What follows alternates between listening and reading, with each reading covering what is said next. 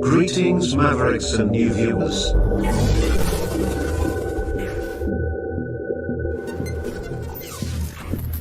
Tonight, direct and live from the Maverick News Network World Studios.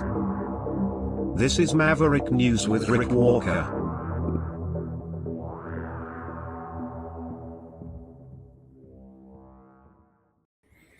Well, welcome back, everyone, to the Maverick News Channel. What an exciting day today. Canada announcing the launch, if you will, of a spaceport out in Nova Scotia. Really exciting stuff, I have to say. Canada's launching its own network of satellites. We are going to be doing that. And also, now we're going to get a spaceport that we will use to collaborate and coordinate and work with partners from other countries to begin launching space vehicles into outer space and doing spacey things. It's all about sovereignty, and it's about national security and the economy, but we're not really going to dig into that too much tonight. As exciting as I found all of that to be today, I just thought, wow, that's incredible. Now all that brain drain that's been heading down to, Cape Canaveral and Houston, all that Canadian know-how, all that educated brain mass can stay right here in Kanakistan, and we can grow that whole end of the industry. So it won't just be a collaboration on the U.S. side anymore. It'll be up here in Canada too, and there are a whole bunch of reasons for that. But we'll maybe dig into that a little bit more depth in maybe tomorrow night, or then maybe the night after. I have so much stuff going on tonight, though. We may touch on that a little bit more, but we have a special guest here, a friend of the channel, Brandon Pringle from out in Alberta. And of course, you may recall that Brandon is, I think he's an advocate for Alberta separatism, and we give everybody a voice here. And so when we come back, Brandon will, I'm not exactly sure what it is he wants to talk about tonight, but he contacted me and said, hey, I'd like to come on and talk about some things. So I said, well, okay, bring it on over and we'll have the conversation. So that begins on the other side of this.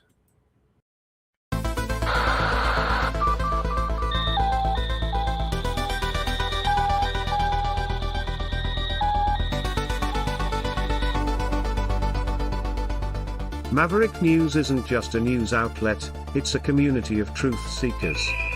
Your donation at freedomreporters.com fuels our mission to report the stories that mainstream media won't touch.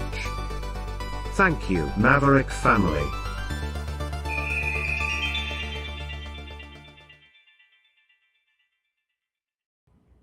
All right, let's bring our guest for the evening in. And there he is. Hello, Brandon. Welcome back. Hey, Rick. Great to see you. Great to see you. And just so everybody out there, I haven't worn out yet my Trump fight shirt yet. And I've a little bird told me Rick still has some for sale. And that isn't going to be an iconic piece of history. So get yourself one of those shirts before they're all gone. Actually, I was thinking about something else that it's become sort of iconic. This Apple. Oh, yeah. Yeah, you know why? Because I was thinking of, what's the one video that comes to mind when I hold up an apple?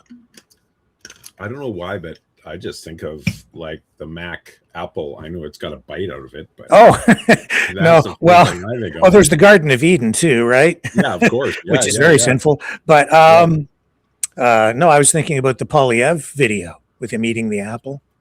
Oh, yeah. Anyway, right. I remember. Yeah, that was a classic moment, wasn't it? Yes. He was just sitting there. Yeah, that was very good. Actually, that's what's your favorite kind of apple? Oh, my favorite kind of apple. Honeycrisp. Honeycrisp are pretty good. Yeah, they're very good. Yeah, they grow Honeycrisp at a place called Delhaven Orchards, not far from here. Okay. Yeah, I really like them, but I can't eat too many of them because they're so sweet. So I do buy Honeycrisp sometimes, but these are galas, and they're just a little less sweet. So Yes. I find that I can eat a ton of these if I want to. Hmm. But I anyway, can't remember. It's a crab apple.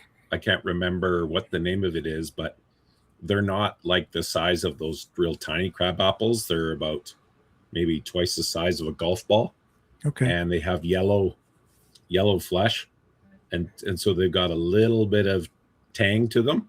Hmm. So it's kind of like sweet and sour. So those my parents used to have one of those trees, so I really like those too. Yeah. I wish they don't sell crab apples in stores. Really, just not Yeah. big enough, I guess. Yeah. I don't know if there's much demand for a crab apple, but Right. yeah, galas are popular around here, and Honeycrisp, Yes. Yeah, they're very Macintosh. popular out here too. Yeah, Yeah, they're Red very Delicious. popular out Yeah. here. Yeah. So anyway, you sent me a message, well, a couple of weeks ago now, and said you'd like to come on to talk about some stuff. Hmm. Yes. And so I don't know what prompted you to do that. I'm thinking that maybe John gave you a call, but I'm not sure. Yeah. How Maybe is he prompted doing? you to. I sent him a Don't text, know. but I haven't heard from him yet. Haven't haven't talked to John in a while, so I really don't know. But I Yeah, hope I'll he's have to. okay. Have you Yeah. spoken to him? No, I haven't. I've called him a couple times. So um yeah, I'll definitely be. And so in the off chance that you're gonna see this later, Rimby John, shout out to you there, buddy. Speaking of which, Hmm. one of your regular guests from Detroit, he was dealing with some health issues. How's he Oh, doing? Joseph. Yeah, Yeah, yeah. how's he doing? Oh, I think he's doing well. Yeah, he's been on the Oh, program 2 times, 3 times in the past month or so. We outstanding. reviewed a couple of movies. We reviewed Wuthering Heights about a week ago. Oh, So outstanding. that was fun. Yeah. So he's doing okay.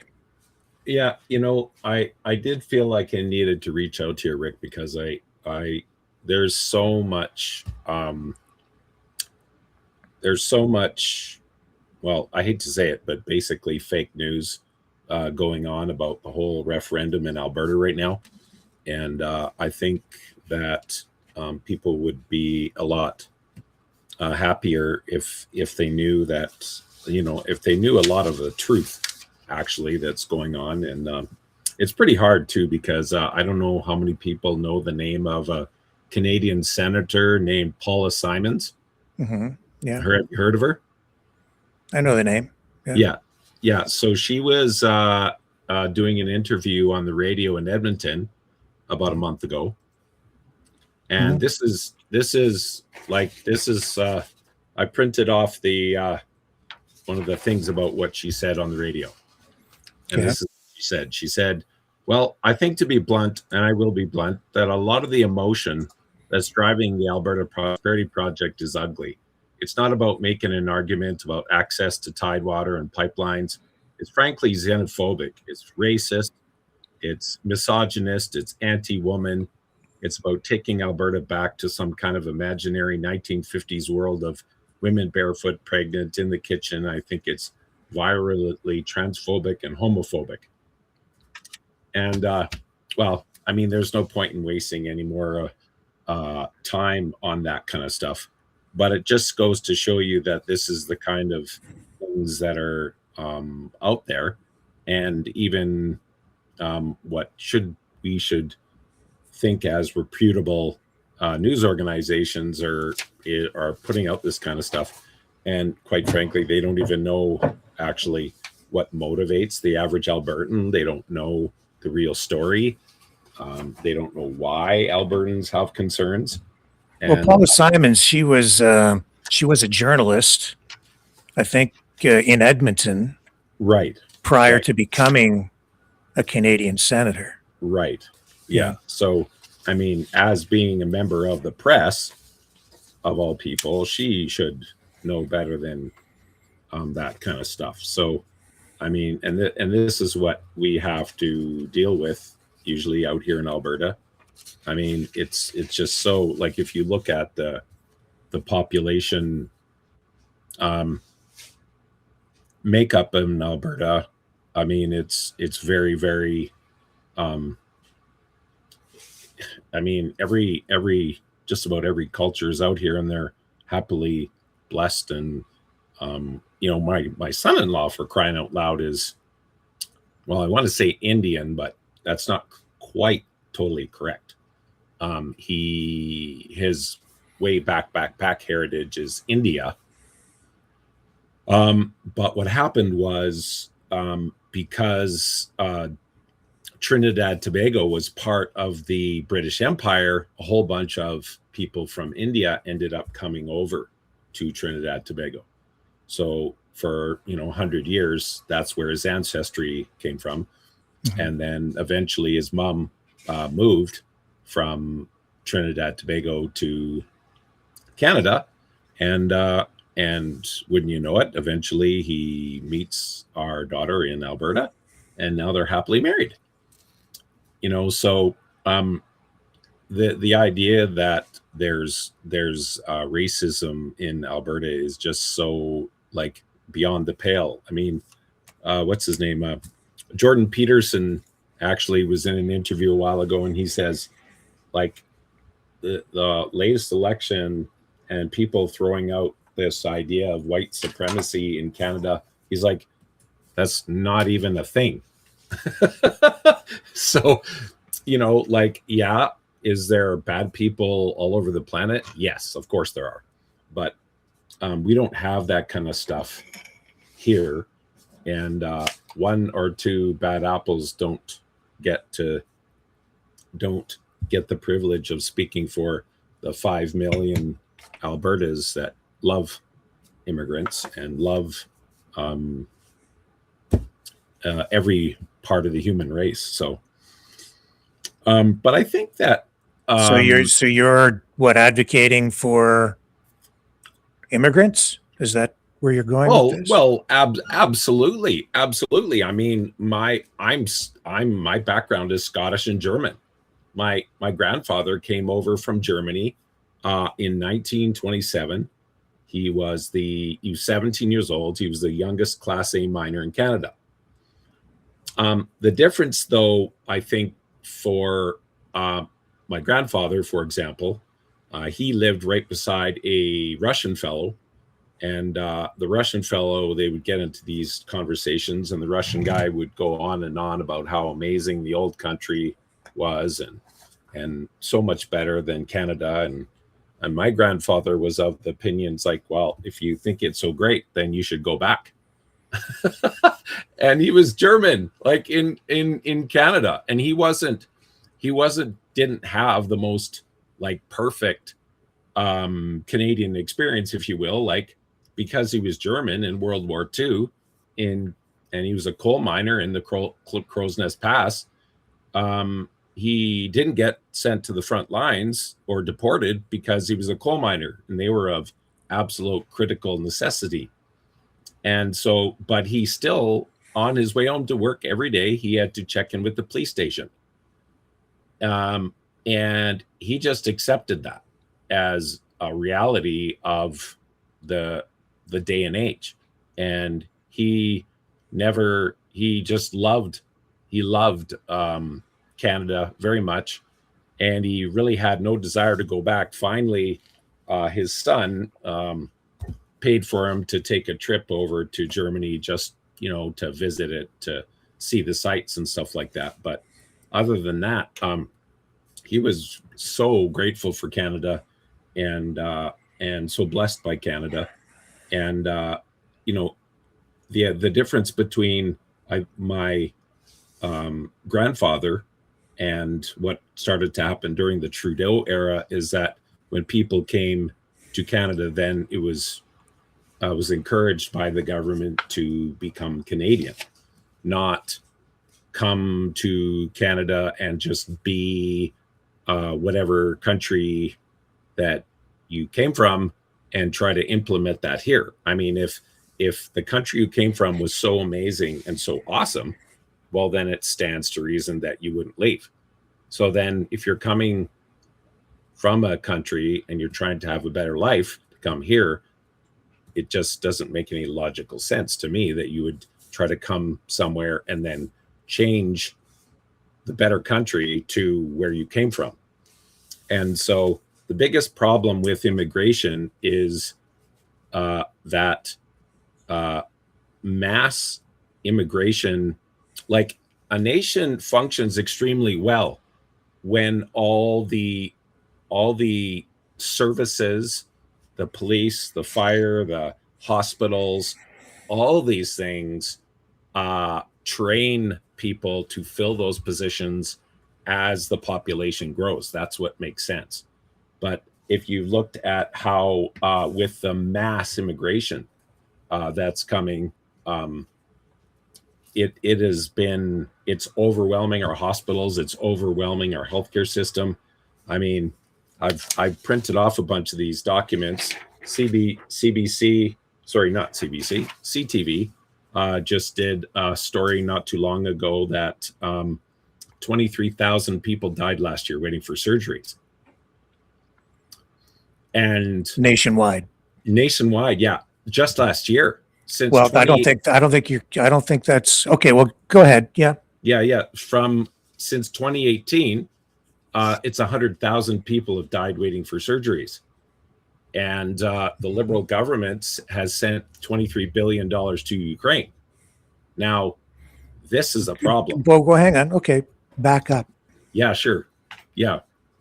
What question you got for me? 23,000 people died, but I don't know if you're phrasing that accurately. Yeah, they died waiting for surgery. Okay. So they were on a list waiting for surgery. So they died while on a waiting list for surgery. That's right. Yeah. What did they die from? It doesn't say. It Mm-hmm. doesn't say. It just says they died waiting for surgery. But if you look at the number of people that have died, it's 100,000 people that have died. And what did they die from?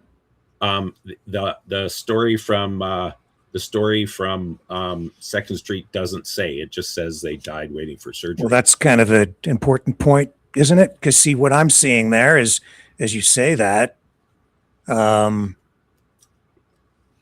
just because they're on a waiting list for surgery doesn't mean that doesn't say what they died from. Do you understand? No. Yeah, absolutely. Did they die because they were on a waiting list for surgery? No, not necessarily.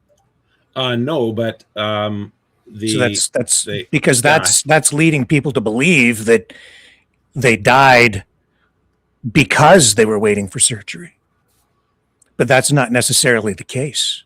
That may be that's true. It's very true. And in fact, see, if you look at it, just because you're on a waiting list to have your hip replaced, that means you're elderly, which means you may have died of a heart attack that had nothing to do with the waiting list you were on waiting for surgery. The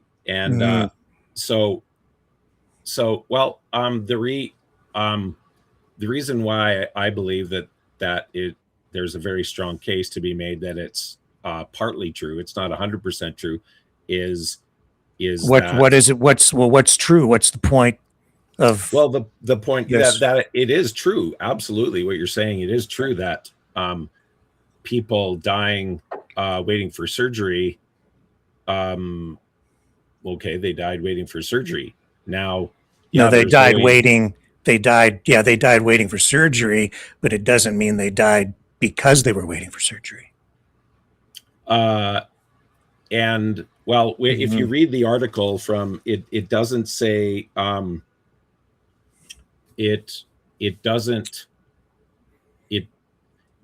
reason they wrote the article was to bring awareness to the thing that these numbers are like way outside the average historical norm.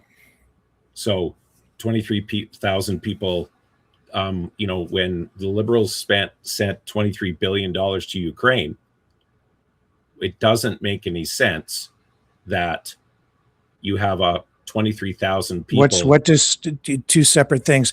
And because also healthcare is a provincial responsibility.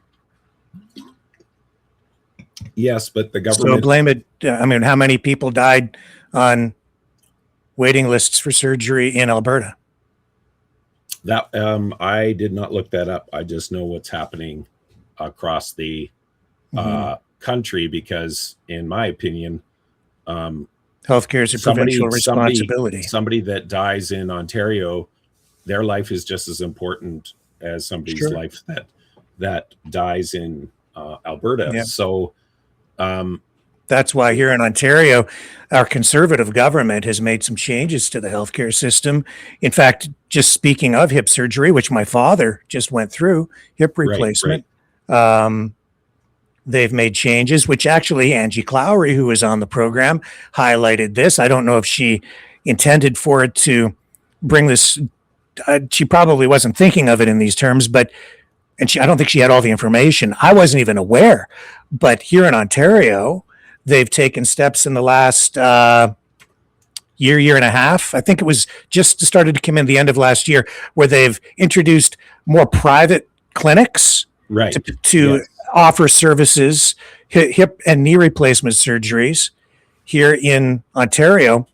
And as a result of that, it opens up space, and we're actually taking patients from Western Canada out here to fill the void for some of the people who want faster service. And so they can actually pay a fee to then have their surgery performed out here if they choose to do that, availing themselves of a private healthcare stream here in Ontario, while still making sure that Ontario surgeries as needed are prioritized for people. So I wasn't even aware that this was happening, but that's something I've advocated for a really, really long time. For decades, I've said we need more integration and hybridization of public and private healthcare systems. And that's exactly what Doug Ford is doing out here. And that has made a big difference. It's reduced wait times. It is reducing wait times. It's even picking up, some of the demand in some Western provinces, including British Columbia, because the reason Angie mentioned it was because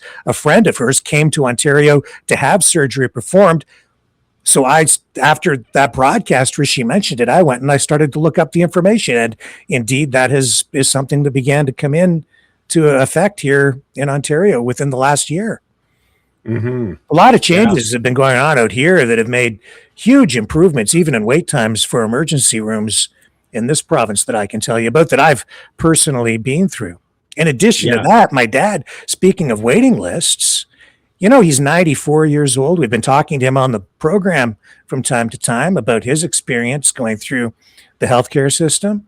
And I'm so grateful, because 94 years old, and while everybody's saying that the Canadian government wants to kill everyone, they made this surgery available to him, no problem. And he was in within I think it was about 4.5 months is all the time that he had to wait, even at 94. Yes. And he's doing extremely well. I went and I stayed up in London with my parents for, much longer than I probably needed to, because he was up and around and ready to run a marathon within, a few weeks. And he's back up and fully functional. And I went to see the doctor with him a couple of times, and the doctor said, "No restrictions. You heard it from me." And indeed, he's just like back up and at him. And he just went and got his driver's license renewed last week. Brandon? Oh, praise God. Yeah. That is so Isn't that amazing? That is absolutely amazing, because driver's licenses are so critical, because you see a lot of elderly people start to go downhill. Oh, yeah. When they can't leave the house, right? When they can go places and do things, it's very important for their mental well-being. Sure is. Freedom. Not just their physical well-being, right? Yep. Oh, yeah. I was concerned, because 94, but he passed with flying colors. My mom, she can't drive because of her eyes. But my dad still can. So they get out and about, and they're back out doing their grocery shopping on their own. They're independent again. And I'm so incredibly grateful. So good. I can't tell you how good the care was that he got, and truly amazing. Yeah, no question. There's some very, very, very good stories. I mean, we had a family member in a snowmobile accident not too long ago, Mm-hmm. and it's a miracle they that that he didn't die. Actually, he was getting pulled on a skidoo and he hit a pole Mm-hmm. and head first. So didn't have it. So they just took very good care of him at um, uh, the Alberta Children's Hospital, and he had 5 surgeons working on Yeah. him, and a number of. They first said he wouldn't be out for 3 months, and now they're saying he might be out for a month, and all the surgeons are coming down and saying they want to meet the miracle kid because we were praying so much for him. Yeah, so that's a really good story. So yeah, no question, there's some very good stories. Yeah. But And what did they charge him for that? Probably zero. Yeah, zero. Yeah. Yeah, Same absolutely. with my dad. $0. In fact, Yeah. you know what the most expensive thing was at Mm. University Hospital in London, Ontario? The parking. Oh yeah, absolutely. But I was amazed even at that. I think it cost me like $7 or something to park. Right. I was like, "Are you kidding me?" I thought if it was downtown Toronto, it'd be $1,000 or something for a half hour. But Yeah. no, it was like $7 or $8 Yeah. to park. So I had to go up there a few days, and I think the whole bill for parking probably came to like $24 or something over 3 straight days. So that was pretty amazing in itself. It blew me away. There are a lot of things about the healthcare system that I've criticized over the years, and I think it still has some shortcomings and needs improvements in some areas. But I have to give credit where credit is due, and our Ontario provincial government here making huge strides forward. I think every province has some different experiences in that regard, but I'm so grateful for this particular experience anyway. Yeah, well, no question. I mean, like it's kind of a I don't know what the right terminology is to use here, but provinces can only do as much as um, it's really important that uh, that I mean, if you're going to send $23 billion to Ukraine, you should be looking at all the people on medical wait lists and making sure that they're taken care of first. I guess that's my main point. And um, for every good story, I'm not sure what I'm not equally, sure what the 23 billion to Ukraine has to do with healthcare specifically, and I think the 23 billion you're referring to, it's a little more complex than just a straight up 23 billion dollars, because as I understand it, a lot of that money is actually directed toward loan guarantees. So it's not actually straight up money. What it means is that as Ukraine makes purchases or procures weapons or other things needed for the war. And I think actually the money in Canada's case is earmarked for infrastructure, specifically for like rebuilding things like hydro lines, like electricity lines and things like that, and power infrastructure that's been blown up by the Russians. And so that money, as I understand it, a lot of it, if not all of it, is actually loan guarantees, which means that Canada backs it up. It's like, co-signing for a loan. And if Ukraine defaults on it, then Canada says we'll make good on it. So I'm sure that Canada has, I know we have sent some money over there, but it isn't as simple as straight up money. And it's not always right off the top either. So just a little more complex than that.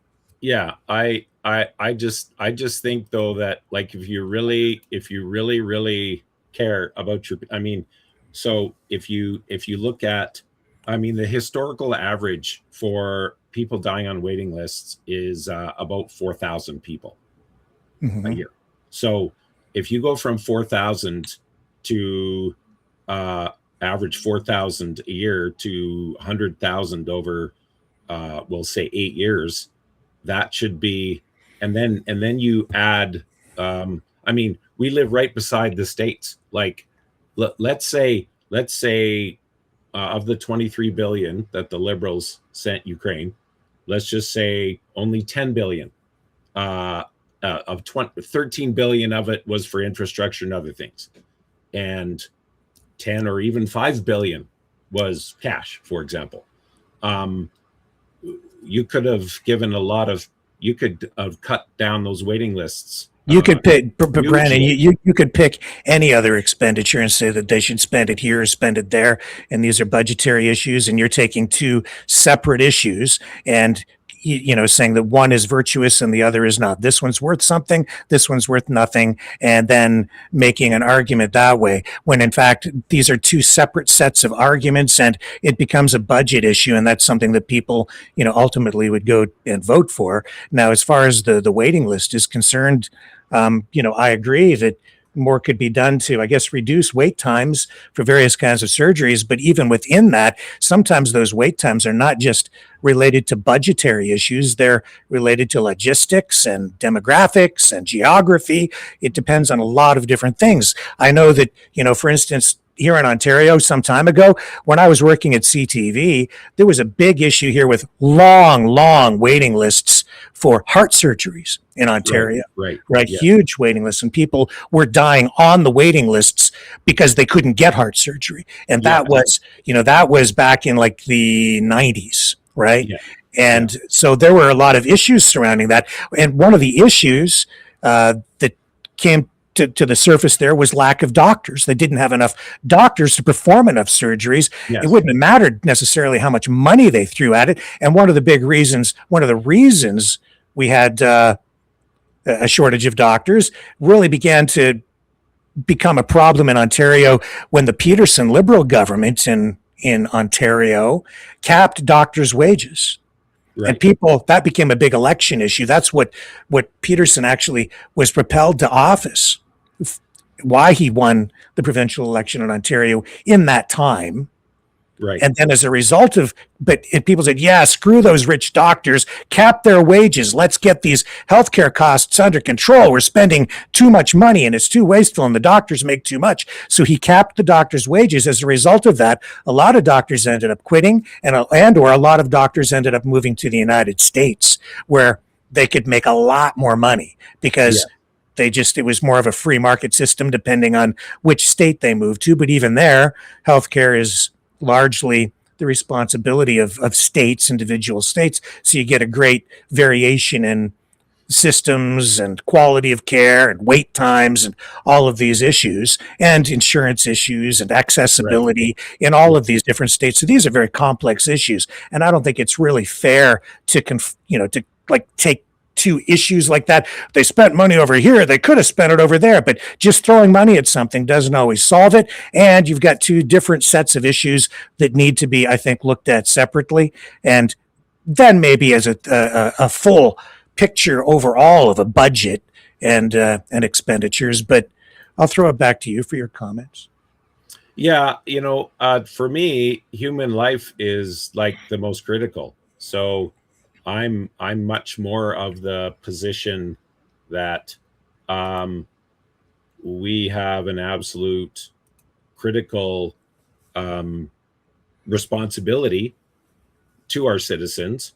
I mean, if you look at this one article, it's from the Fraser Institute. I didn't print it off. I didn't expect that we were going to be going. We're going to spend this much time on here. Otherwise, I would have. Me either. But that's okay. We can talk about anything you want. So they're saying that they've been shipping patients to the States for surgery. I really wish that I would have printed this off, but a guy. Who is sending patients to the States? Ontario, Alberta, which province? It says. And for what? It doesn't say. Actually, well, you know what? I can just text you this right now. Sure. Here we go. I should have set us up on Signal. That would have been made things way better. But ultimately, even if it was only $1 billion in cash, Canadian government over the last decade has had a atrocious track record of, I mean, the debt per citizen when Trudeau took power was 47,000 per citizen. It's now 97,000 per citizen. So it's doubled per citizen. And so you can't, governments are not any different than us regular people. You know, there's a belief that the government doesn't have to balance the budget. And well, actually, it's not the same as an individual person, but that's well, you're right. It's not the same because I don't have the power to print money. Yeah, exactly. And well, so yeah, it's not the same. Yeah, and I can't tax people. Yeah, and so they shouldn't be printing money because they're just pushing. Well, they should, but just responsibly. Every government that's just it, right? Nobody has an issue with printing some money here and there, but adding $500 billion to the debt is just absolute reckless financial insanity. It's not sustainable, and Carney's sitting. Depends on what you spend it on, I suppose. I mean, I understand the concerns, and I've never been in favor of. I don't like debt. I don't like to see the federal government going into debt, but there are times when it is warranted, and right now would be one of those times when deficit spending, I think, is warranted because we are facing downward economic pressure. We're facing this tumultuous time of uncertainty, and this is because of Trump's tariff war. So, as a result of that, the government is pivoting and taking steps to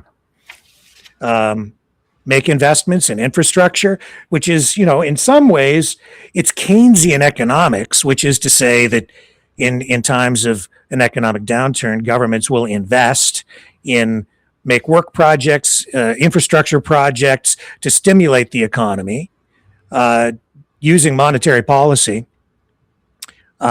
deficit spending.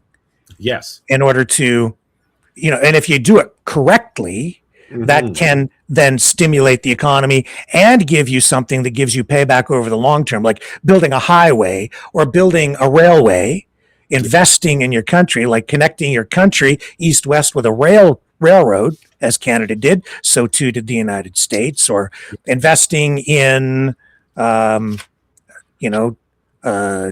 hydro or electrical infrastructure to carry power, or nuclear power plants, or even today we're seeing they're going to build a spaceport out in Nova Scotia to stimulate Canada's aerospace industry. Yes. And we're going to launch, I think it's 20 satellites. It's so that we reduce our dependence on Starlink, Elon Musk. Yes. We make sure that we have sovereign control over our communications and our defense. Now we can monitor everything from satellites above on our own without relying on another country, which could, you get some president in there who's evil, who decides that Canada's the enemy someday and could flip a switch and make us go dark, and then we're blind, or the Russians, so it's ours. So we would control it, and therefore we have control over our own defense. But again, these are the kinds of things that governments do invest in during times of downward economic pressures. The problem is that governments often don't stop spending when the economy gets better, right? And I think that was the problem with Trudeau, is that, he was prime minister during the pandemic, so I didn't agree with the way what he was spending the money on, and the way he was spending it at the time. And so now we're kind of paying the price for that. I was highly critical of it, and I stand by that. So I'm with you on that. Yeah. Well, here's an article from the Fraser Institute, and it talks about how Poland, Greece, Germany, and Japan all came to Canada and begged Canada for natural gas, and they said no. And that's probably $1 trillion worth of natural gas. Germany just signed a 25-year deal with Qatar. And so when a deliberate decision is made to refuse to sell clean natural gas and end these wait times, I mean, they create the problems. There's no reason, like our wait times are quadrupled, doubled. To your point, I mean, the doctors are overworked and overwhelmed, which so you combine the fact that they said no to $1 trillion worth of gas projects, which is financial suicide, and then bring in so many people that it overwhelms the medical system. I mean, I have so many friends, they want an MRI and it's a year and a half. So they end up spending. Except again, I need to stop you there. Yeah. Because that's not entirely accurate. You're not telling the whole story on the LNG. I mean, $1 trillion worth of gas is like my wife worked for Chevron and she was part of the Kibnet project. But Brandon, you're not. Look, Carney reversed that. I'll tell you. It's not. What you're saying is not up to date and it's not accurate. Carney's energy minister rebukes Trudeau over LNG policy in Europe. So he has reversed the policy, the position of the government, and these sales of LNG are proceeding. And that is as of August of last year. Well, what I find very hard to that's why I sit here. I will call out negative things for any politician, right? You do something bad, I stand by my assertions before that Justin Trudeau was the worst prime minister in Canadian history. I still say that. But if Carney does something good, like reversing something bad that Trudeau did, I'll say he reversed it because it's true. And that's good for Canada. It's good for Alberta. It's good for the people. That's why liberals are kind of, in some ways, scratching their heads and looking at Carney and saying this could be a Harper government because he's acting more like a conservative than a liberal in many respects. And fiscally, I would say that that's very true. Well, I guess a pound of prevention is ounce of prevention is worth a pound of cure. And Carney. So you're still so you're not like what's the issue? So the LNG is going to go, and we're going to be selling that, and we are. It's happening. Well, if I are you happy? Are you happy about that? Well, I guess I would. The devil's in the details. I mean, they've been saying all these things, but no, it's happening. It's happening. It's happening. The other thing is, like, you want to talk about energy, right? And I give credit to Poilievre and the Conservatives for putting pressure on the carbon tax stuff. It's largely because of the Conservatives that this happened, but Carney came in and he cut the carbon tax. He stole that plank right out of the Conservative election platform, made it his own. Then he comes in and he made good. And so until the war started, gas went from like $1.60 or $1.65 a liter because of Trudeau, all the way down. I was paying like $1.13. That's a massive drop. That's because of Carney, but it's also because of Poilievre. It's because the system works, because the Conservatives applied pressure, people like yourself, people like me complaining about the carbon tax. And finally, after Trudeau goes, you get a different prime minister in.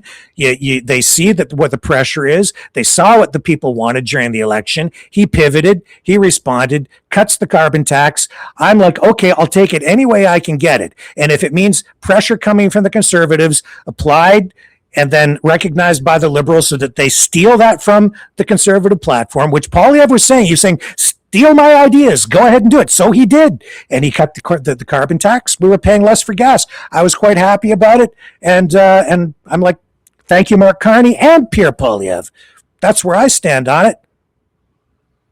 Well, I guess since Carney was Trudeau's economic advisor, unpaid economic advisor, during the entire time that he refused to sell natural gas,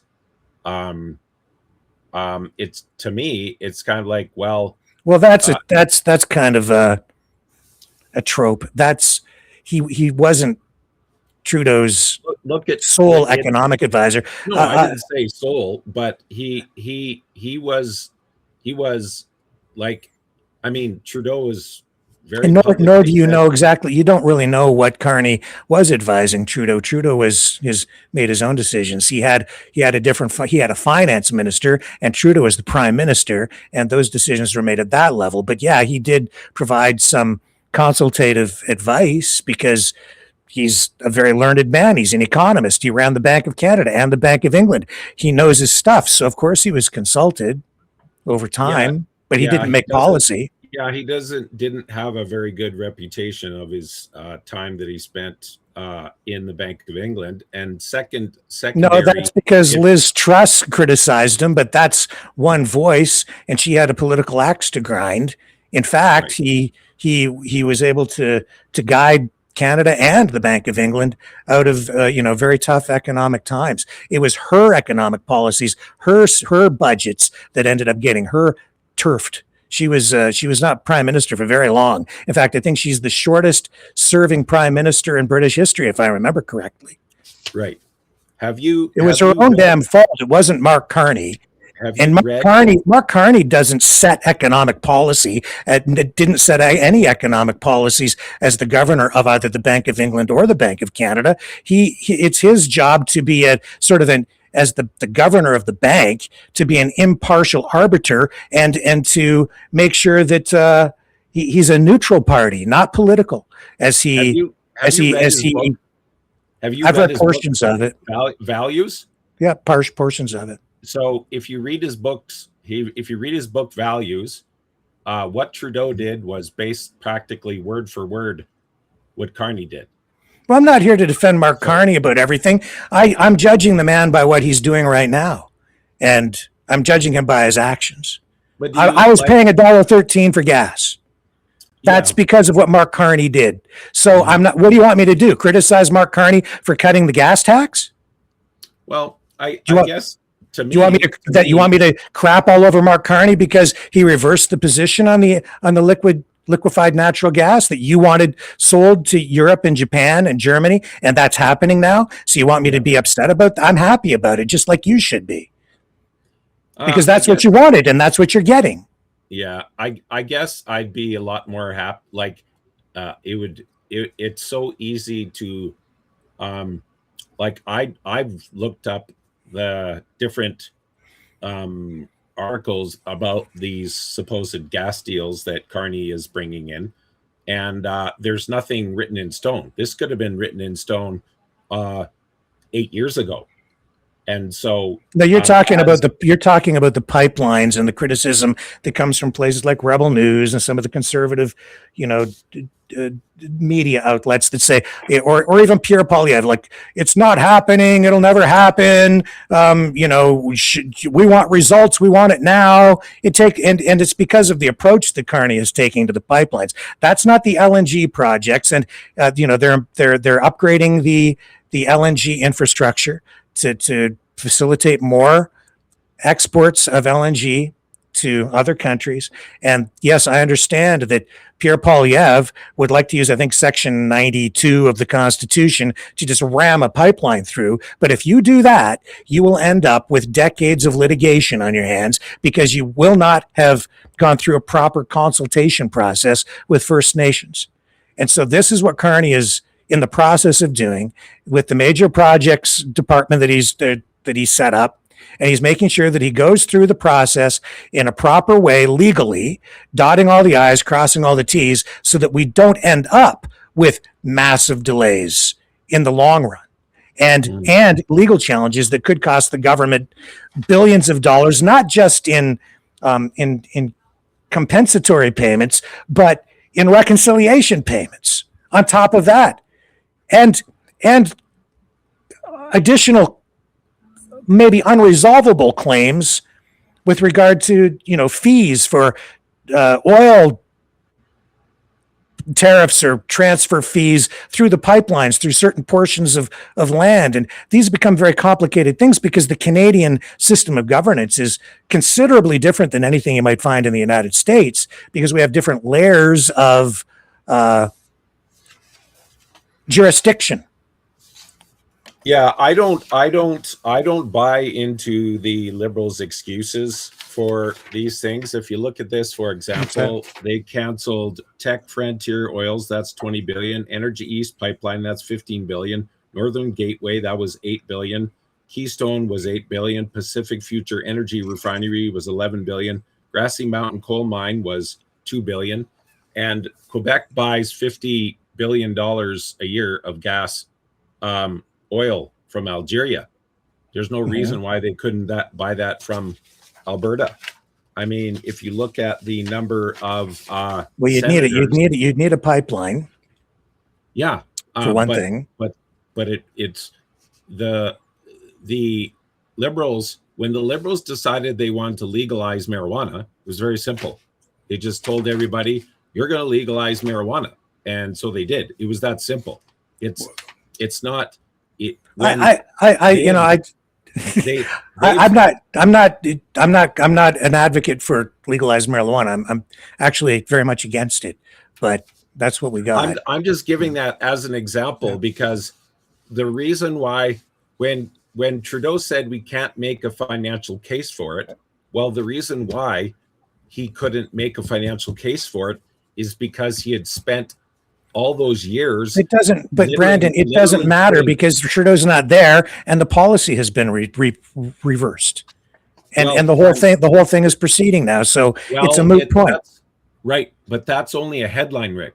I would like to see an article that says we have a guaranteed deal with Poland to sell this much gas. Well, I'll tell you what. I don't know what we were supposed to be talking about here tonight exactly. So right. I'm just telling you that these things are happening. That these were announced.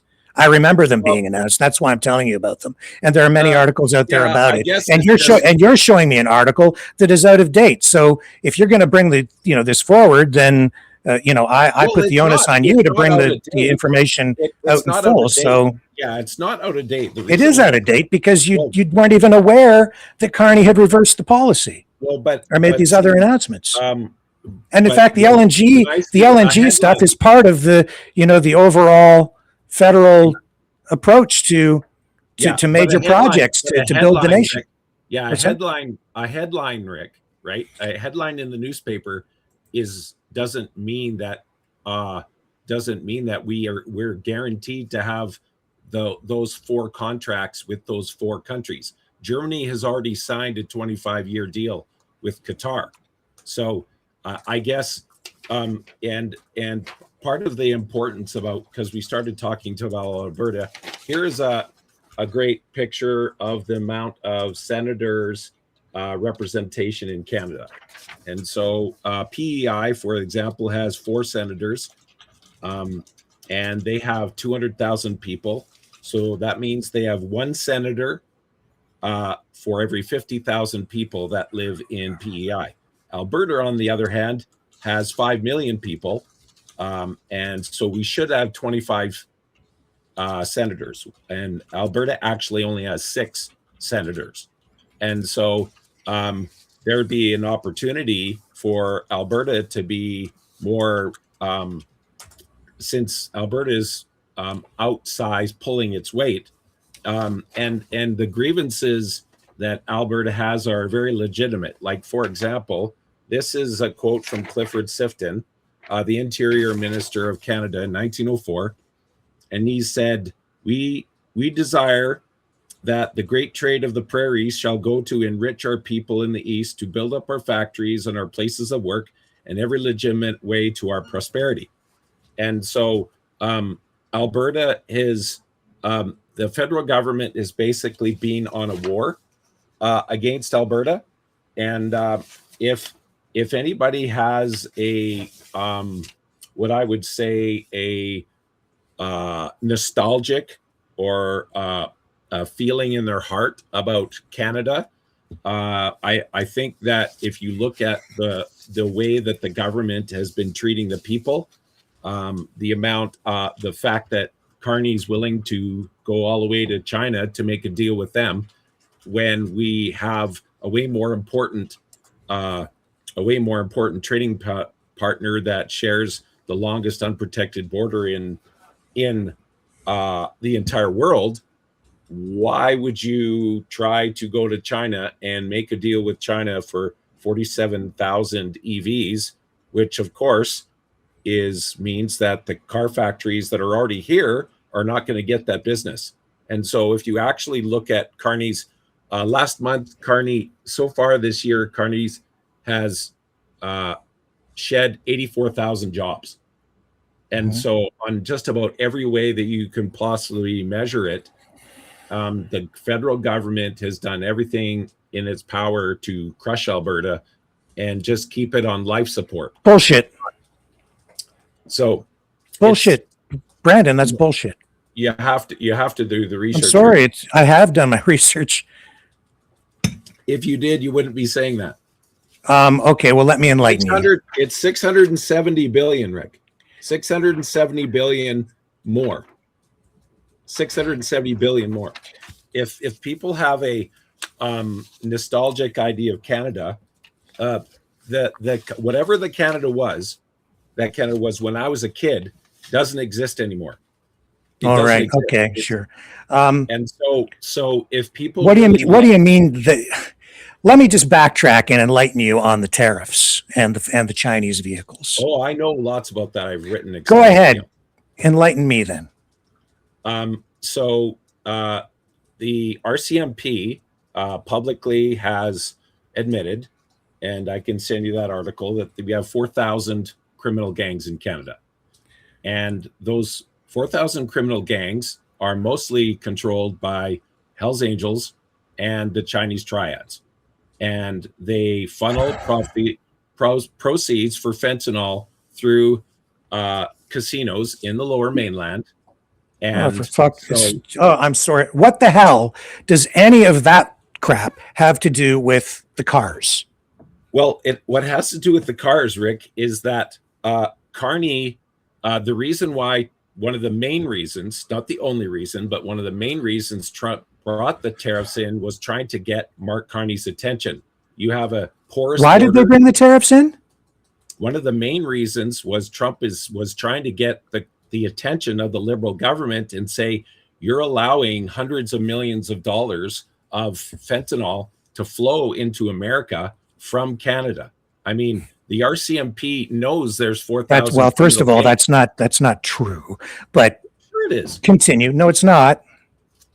So, I mean, I guess that's Sam Cooper BS is what that is, because he's a propagandist, and it's not true. None of the stats support that, and the fentanyl, the precursors, all of that stuff comes into Canada, and any of the fentanyl that is produced in Canada doesn't go to the States, Brendan.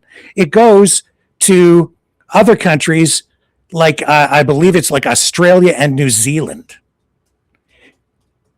So what are those 4,000 criminal gangs doing, Rick? What are they doing? Well, you get me the specifics on the 4,000 gangs in Canada, and then I guess we'll talk a little bit more. But sure. The fentanyl stuff is basically, it's not accurate. It's conflated information. The shoddy journalistic work that was done on this cites the TD Bank and laundered money through real estate deals. But what they don't tell you, what they don't highlight, is that a lot of the money and a lot of the money laundering involving the TD Bank involves not just the TD Bank, but TD Bank offices in the United States. And that this is a cross-border issue, both in Canada and the United States. That's not to say Canada doesn't have a drug problem. We most certainly do.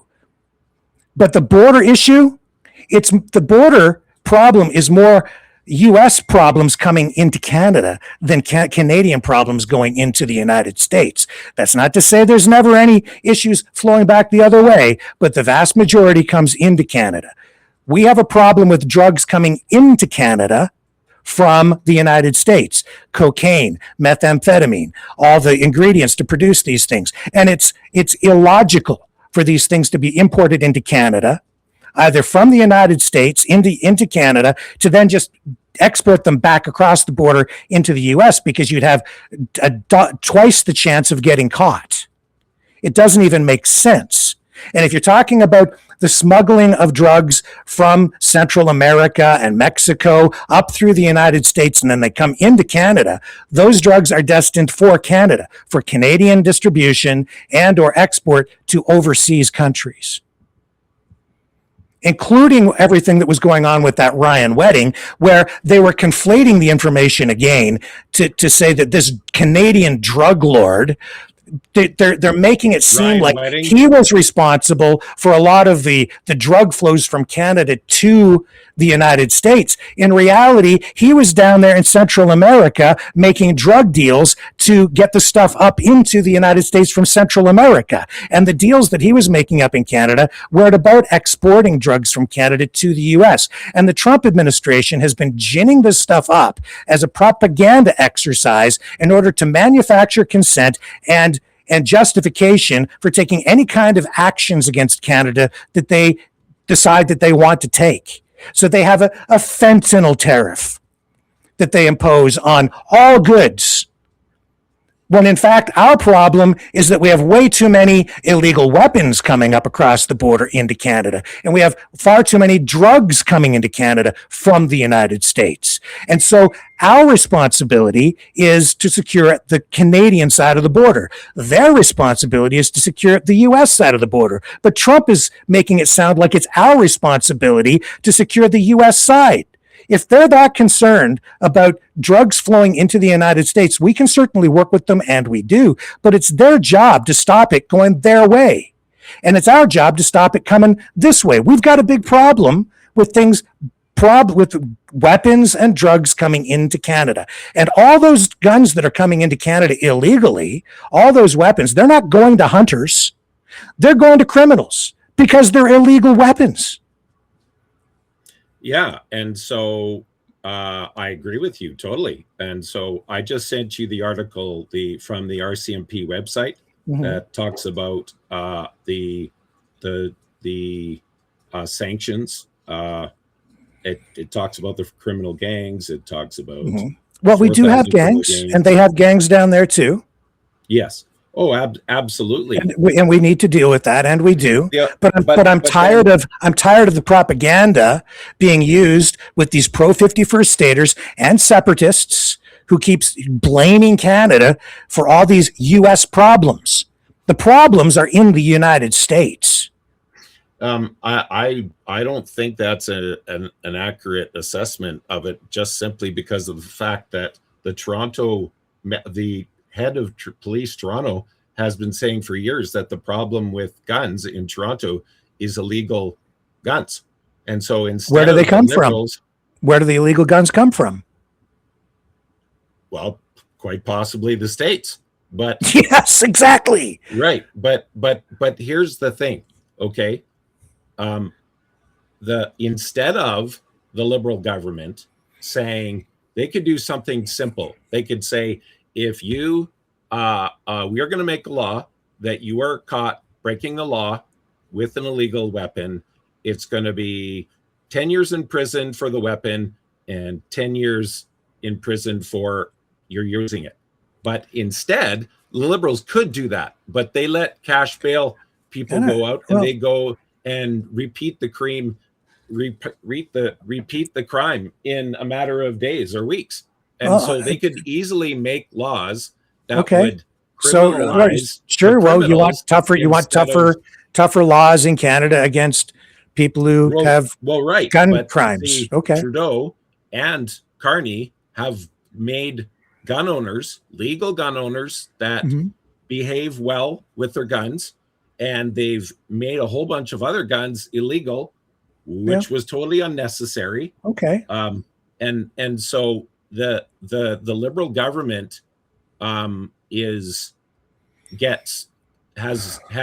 still getting the Toronto Star. The last time I read, 20% of their income came from the federal government.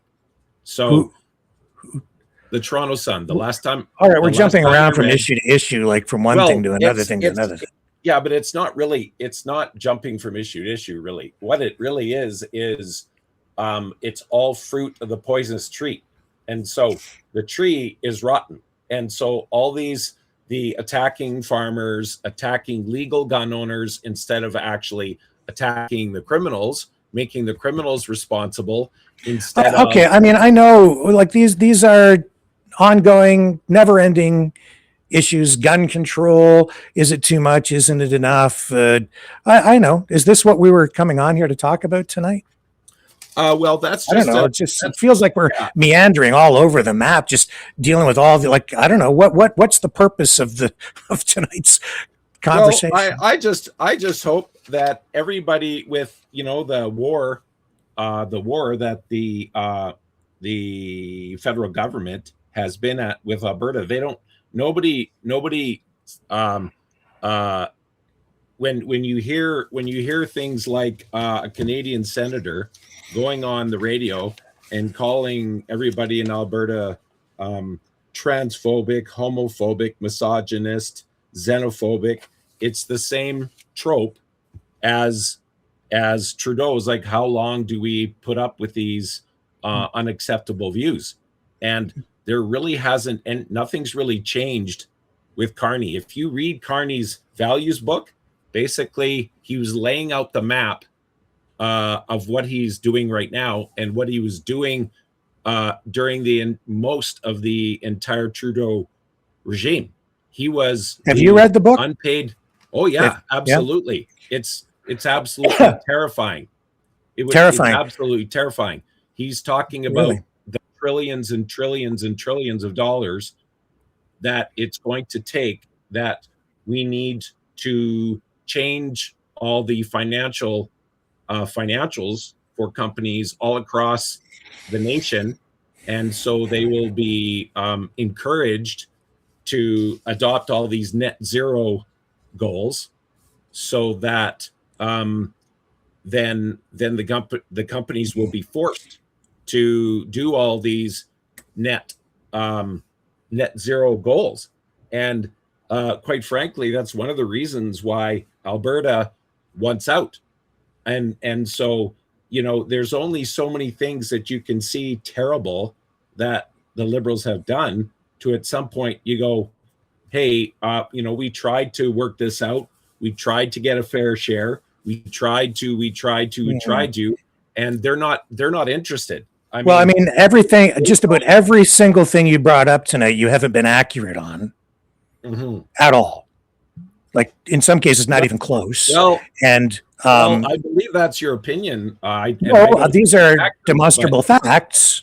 Well, I just sent you the RCMP thing, but maybe what is it? Where does it say in the RCMP thing? And I haven't even looked at it. Show me in there where it says that Canada was exporting these drugs to the United States, and that was the primary destination for whatever was produced in Canada.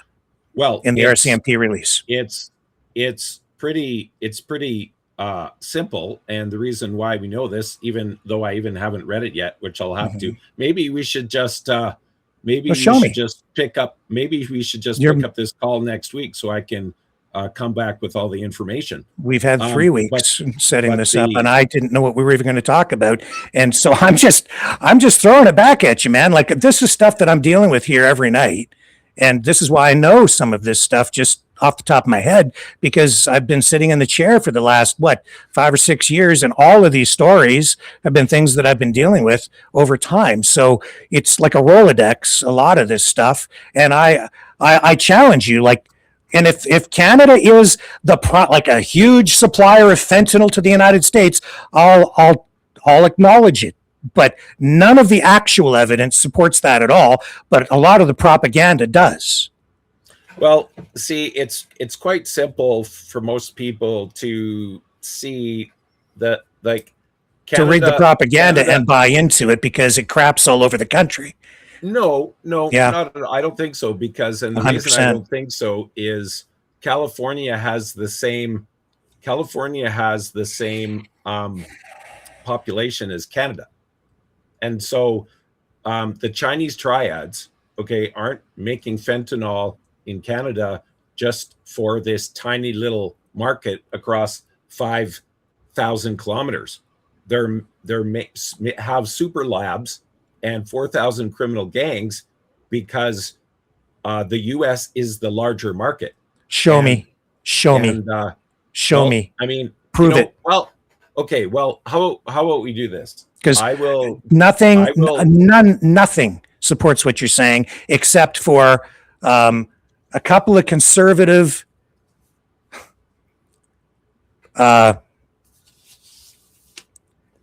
you show me that the actual documentation from the RCMP, police, government documentation, verifiable information, not some hack who's been proven to lie. Yeah. Because that's where a lot of this stuff is coming from a journalist that has been caught lying multiple times about this stuff. Right. So just show me and I'll accept it. But the United States is not the primary destination for the fentanyl that is produced in Canada. Well, I haven't been able to believe almost anything the Liberals have said for the last decade. It's not coming from the Liberals, though, Brandon. It comes from police. It comes from border security. Well, yeah. Well, I guess Canada is. Find me the release and show me. Yeah. Well, I mean, maybe why don't we do this then? Why don't we pick this up next week, and I'll go do my homework, and then I'll come back with some. Was this what we were? I thought you wanted to talk about. I thought you wanted to talk about separatism or something. Well, I mean, this is what I'd say. Yeah. This is what I would say, quote unquote, about separatism. Ronald Reagan said. Ronald Reagan used to be Democrat, and the press asked him why he left the Democratic Party, and his response was, "I never left the Democratic Party. The Democratic Party left me." Mm-hmm. And so the average Albertan isn't leaving Canada. The average Albertan is Canada left Alberta 100 years ago. And so why is that? Well, the best person I tried to find my book so I could show it on the screen today. Actually, I can text it to you quick. Dr. Michael Wagner has a PhD at the University of Calgary, and he's been writing books on this for ages and ages and ages. And he explains how that all the different historical precedents that from the beginning, basically when the ink was dry, on Confederation, the federal government basically made rules to get farmers to sell most of their grain to the government, and then the government turned around and sold it and made most of the money. Then after that, they made laws that stopped farmers from buying their equipment from Ontario instead of being able to buy them across the line where they were cheaper. And so there was a couple Alberta. Excuse me. Whoa. You're telling me that there was a law that prohibited Alberta farmers, that forced Alberta farmers to buy Ontario-built farm machinery? Yes. That's not true. I mean, it's not. It was. Well, it depends on what a person's definition is. There's never been a law. You just said that, and that's not true. You can make all kinds of that's the easiest way that you can say it, in a simple way that most people would understand the effects on Alberta farmers. I mean, you can implement all kinds of regulations to do such that, and then so if you look at what Alberta has contributed to Canada versus the other way around, and then and we're just trying for 100 years. We've been trying to just go to work and do our job and be left alone. But unfortunately, the Liberal government has gone out of its way to do everything in its power to cripple us. And in a country like during the 1930s and the Dust Bowl, when your farmers were going under, then no, like that was in since Confederation, Alberta has given Canada $650 billion. So Canada refused to sign $1 trillion worth of gas contracts, and all those people, which I just told you is reversed, and you keep coming back to it. Well, but I am making a claim. Okay, just because the Liberals make a claim, they've made all kinds of claims that were total lies. I mean, here we are. You can just say that they're lying, and I can show you the article. I just showed you the Bloomberg article, and I'll put the link in the chat. Yeah, for everybody to go find it. You can go read it for yourself. Yeah, but it doesn't help the 100,000 people that have died waiting for surgeries, Rick. And so, again, Brandon, it's not. They didn't. You're not giving people the whole story. Well, but it's actually that simple. It's not that simple. It's actually the Liberals that claim that it's more complicated. The law. If I'm on a waiting list for a hip replacement and I'm in my 90s and I die of a heart attack, it doesn't mean I died because I was on the waiting list. So you're taking a gross number and then you're connecting a dot to an assumption. So you think the Liberal government is awesome and we should keep voting for them? I didn't say that. Okay, well, I'm just asking. I'm asking for accuracy in what you're putting forward here.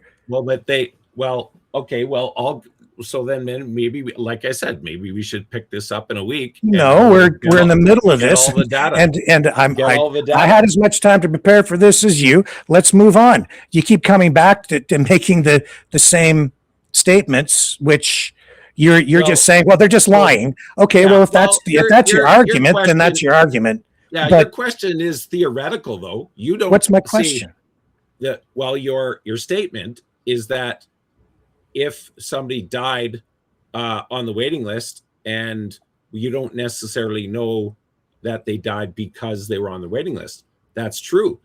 But you, on your hand, you don't know that that wasn't the case, and so the onus is on you, on both people, on you to bring accurate information forward. And I would say that article that you're citing there also has not. If that's all that they're stating, that doesn't adequately provide clarity on the information. If anybody can't see that 23,000 people dying in a year on a waiting list, if they can't see how, for example, it depends on you can make statistics say just about anything. So you need to be accurate in what you're saying. Well, I am. I'm just reading. I'm sure that you are, but I've worked in media for a long time, and I know what clickbait is. And I know how newspapers use headlines to amplify a narrative. It's just astounding.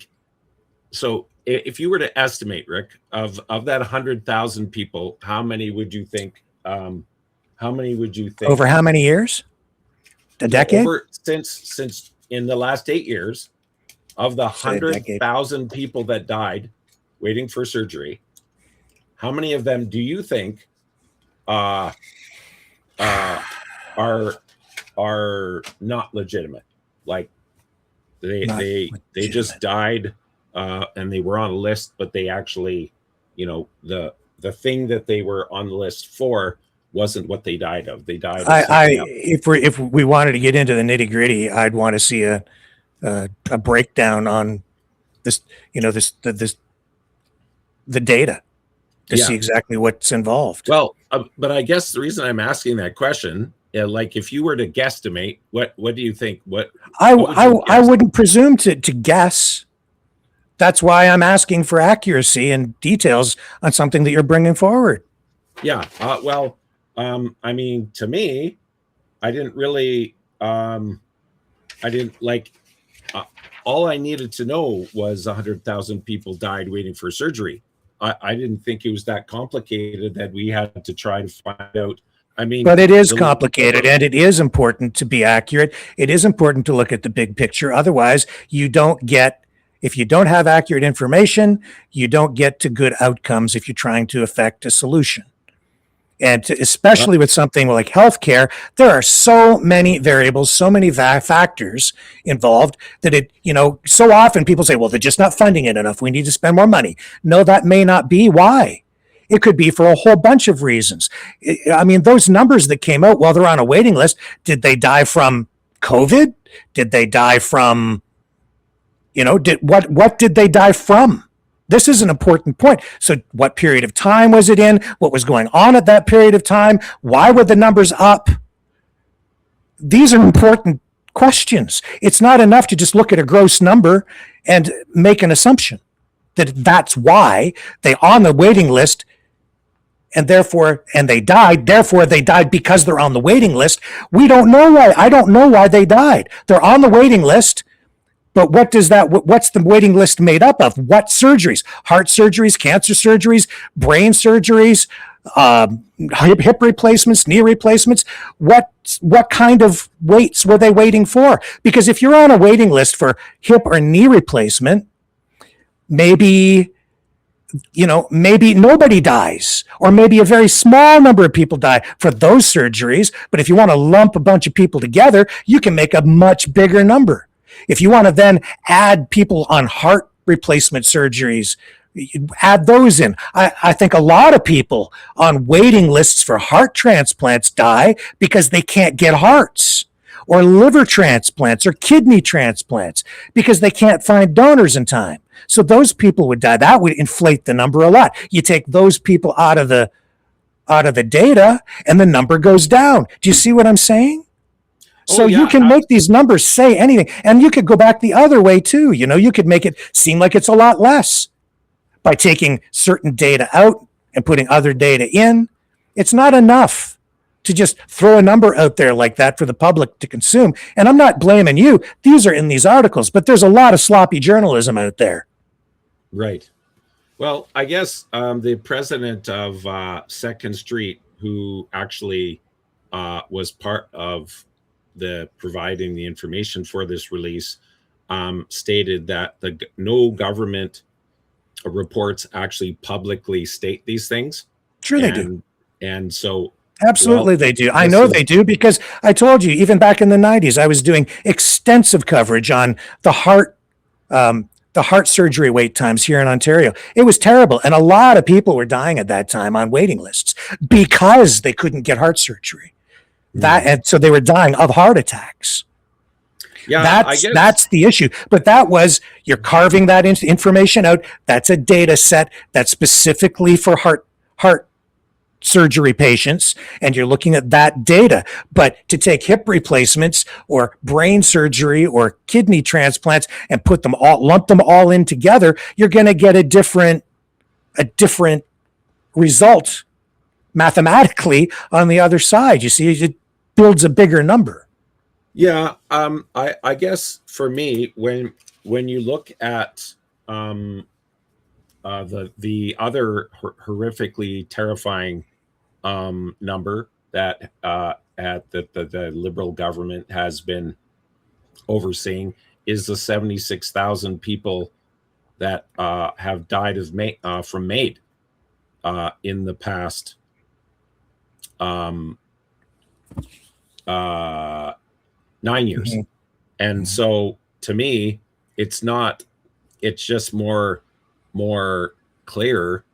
I mean, I'm fairly confident that if we can even get these numbers, because it'll be interesting, because the reason why they did this article in the first place was they weren't able to just go and get the data. They had to use freedom of information requests to get this data in the first place. Well, this is actually something that strikes home pretty close to home for me, because I've had a personal experience within my family with regard to that. So I'm happy to talk to you about it. Let's take a little break. We'll come back on the other side, and we'll continue the discussion on the MAID issue. Hang on. All right.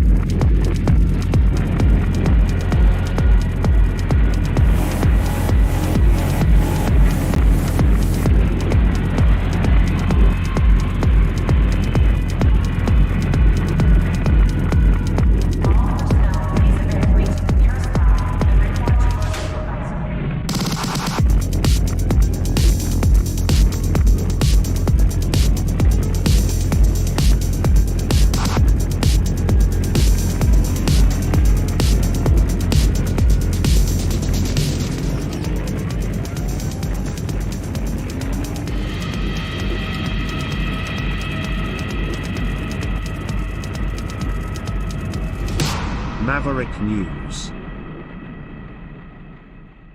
The world is watching. Okay. Wow. So what happened, Rick? Well, someone in my family, and I don't know how much I should really talk about it. I've spoken about it a little bit here on the program at times, but someone went through the program and no longer here. So, I was pretty upset about it. And, just for purposes of transparency, like, I'm against the MAID program as it stands. And so very emotional subject for myself and my family. I don't agree with it as it is. So that's my position on it, overall, but there is nuance in this as well. And, it's a very difficult subject, euthanasia, right? It's been a controversial subject like forever. Yeah. So, I'll throw it over to you and get your opening thoughts on it, I guess. Yeah. Wow. I'm sorry that happened to you, Rick. Well, it's something that any death in any family in any way affects everyone, right? Yeah. So, yeah. So it's just something we went through, and I'm very familiar with it. Yeah. That is. I've lost a few different friends to I don't know what the word is that doesn't get censored, but this is also very have you ever heard of Delta Hospice? No, I mean I'm familiar with other hospices, but not. Delta Hospice is a hospice in BC in the Lower Mainland, and the government basically took their building away from them because they were I think I know, helping people because I think I've seen some of the posts on that where they were refusing to provide medical assistance and dying services, and so their funding was taken away. Yeah, if I remember correctly. Yeah, and so it just seems to me. I don't think they closed the facility. They lost their building. They had to find a new building because a lot of their funding was removed, and I have to remember what the issue was, though, because there's some nuance to that as well, because the I it's been about 6 months since I saw that information, Yeah. and it is because the patients, they didn't want to provide the service there. I don't really want to comment too much on it because it's all foggy in my head. Yeah. And Yeah. the Yeah. For me, it's um, life is a life. And I guess it's just tragic. but the That patients there were still offered MAID at other facilities, but they would have to leave. And so they went to another facility if they wanted to go through the MAID program. And this was, of course, it's an end of life facility, right? So it's a hospice where people are, they're there because they're dying. So they're yes. at end of life. Yes. And so, of course, that gets you into the, there's no possibility of living, then um, that in itself takes on another layer of nuance and discussion. Yes. Yes. Um, and so, some people don't want to suffer at the end of life. And Yes. so they would prefer to have a doctor assist them in the end so that they don't suffer. Yeah. Where other people are like, no, you have to, like, nobody can intervene, and you just have to die naturally.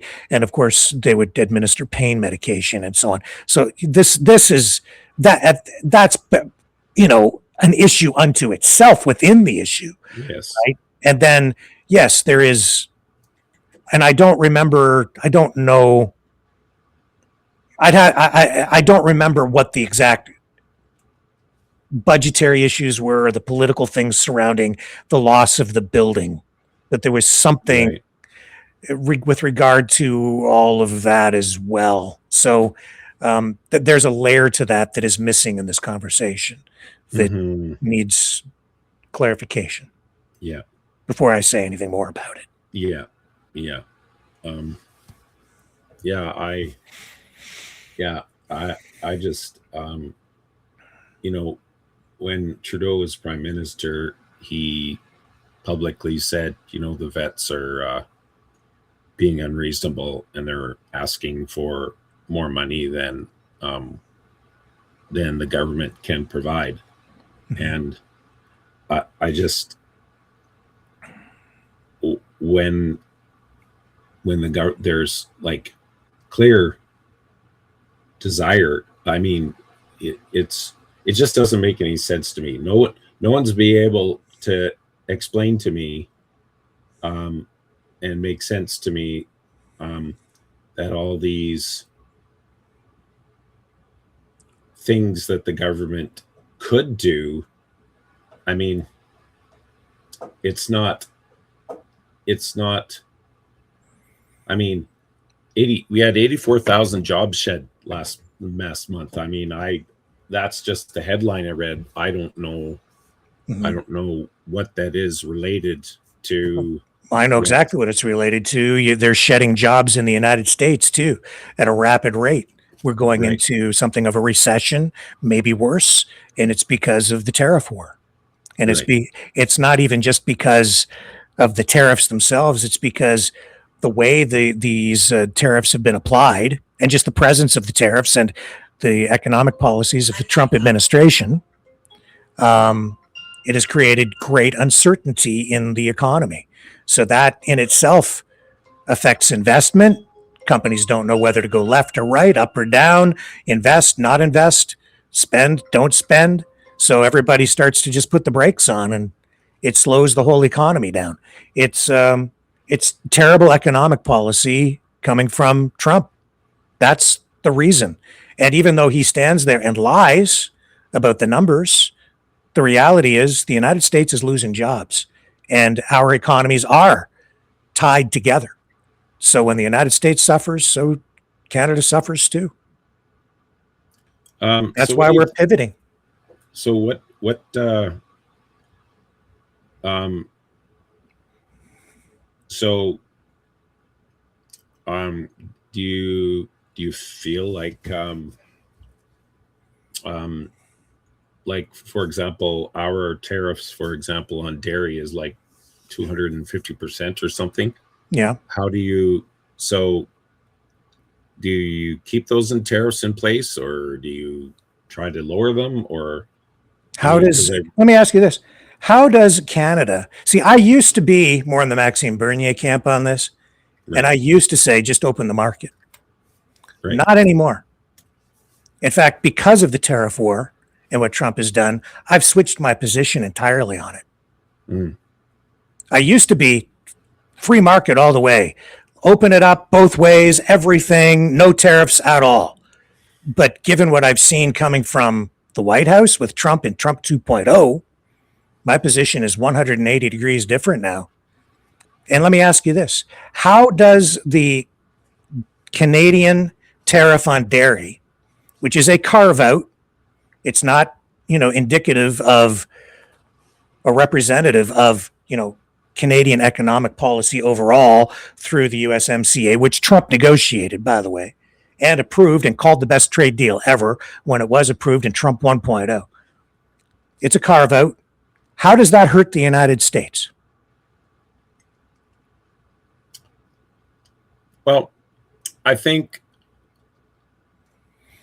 I'm not so concerned about the United States as I am concerned is if the conversation of tariffs comes up, then I would want to see, like, if you look at the number of stories that have been in the media about farmers throwing out milk, and you start doing some investigation into why do they throw the milk out? Because their regulation, their rules state that each producer is only allowed to submit so much milk, and why they won't allow, because those are the cartel rules. Cartel. That's a propagandistic term. Rule. Cartel. Okay, so the dairy board says, yeah, they have quotas for each of the farmers. Why do they do that? Do you know why they do it, or should I just tell you? I'll explain it if you want. Sure. Okay. It's supply management. It is a system that is designed to protect Canadian dairy farmers from especially foreign competition, but more than that, it's to provide price stability within the system. So our dairy farmers are efficient, even on the scale at which they operate, but they have quotas in place because they can produce a lot more milk, which we could sell to the United States. In fact, we could dump it into the US market and even, do it in a way that would be predatory, but we don't. We sell very little milk into the US market. We don't dump. We're not the Chinese, so we don't dump. Instead of dumping it into the US market, we dump it down the drain. The reason we do that is because if we don't, we will oversupply, or we'll inject too much supply into the Canadian marketplace, thus forcing the price down to a point where the farmers themselves would begin to feed on each other, and they would begin to sell below cost. Some would go out of business. It destabilizes things. It's essentially you're creating a totally free market within the market, where this system is set up to ensure, because it's food and we're concerned about food sovereignty, food stability, and food security, which people in the freedom movement talk about all the time. But on this issue, they're a little bit upside down, because where dairy is concerned, the idea is provide as much milk as the market can consume to the point where you get a price equilibrium that is affordable to the public, but still provides a good standard of living and a good stable income for the dairy farmers and for their employees. Canada's farms are much smaller on scale than the big factory farms in the United States. In addition to that, there are other issues, and this is why it's so important to be accurate with your information and your data and all of the other variables that come into play. Because in the United States, for instance, they use growth hormone to get their cows to produce a lot more milk in order to reduce their costs and boost their profits. In Canada, those practices are not used and are prohibited because we don't want that in our milk. So we are able to supply our domestic industry, our consumers, provide Canadians with milk at an efficient price. And I have done it many times on the program. I could do it right now and compare the price of milk in, say, Windsor, Ontario, to the price of milk in Detroit, right across the border. And it's always pretty close. It's not, there's not a huge variable. You'll find, variations in pricing from province to province. It depends on each province and taxation and the way that supply management is administered from province and region to region and market to market, because there's still competition in the market. But the supply management system is set up to protect especially smaller dairy operations. The U.S. wants to come in and they want full access to the Canadian dairy market because it's worth billions of dollars every year. They want to be able to just come in tariff-free, use their big factory farms, growth hormones, produce all this milk, and basically flood the Canadian market. And if that happens, it will put small family farms, dairy farm operations out of business, whatever is left of them, and our medium-sized big agribusiness and even corporate-owned dairy operations. They'll be swallowed up by these larger American producers. And in fact, a lot of them may not even be producing in Canada at the end of the exercise because so much milk will come into the Canadian market. As a result, Canadian consumers may end up with slightly lower milk prices, but we won't be producing the majority of that in Canada. And if anything happens where you get some evil president who someday decides that he's going to flip a switch or do something nefarious to our economy, like impose other tariffs to drive us into the ground, like, I don't know, maybe is happening right now, then we wouldn't have any control over our own food.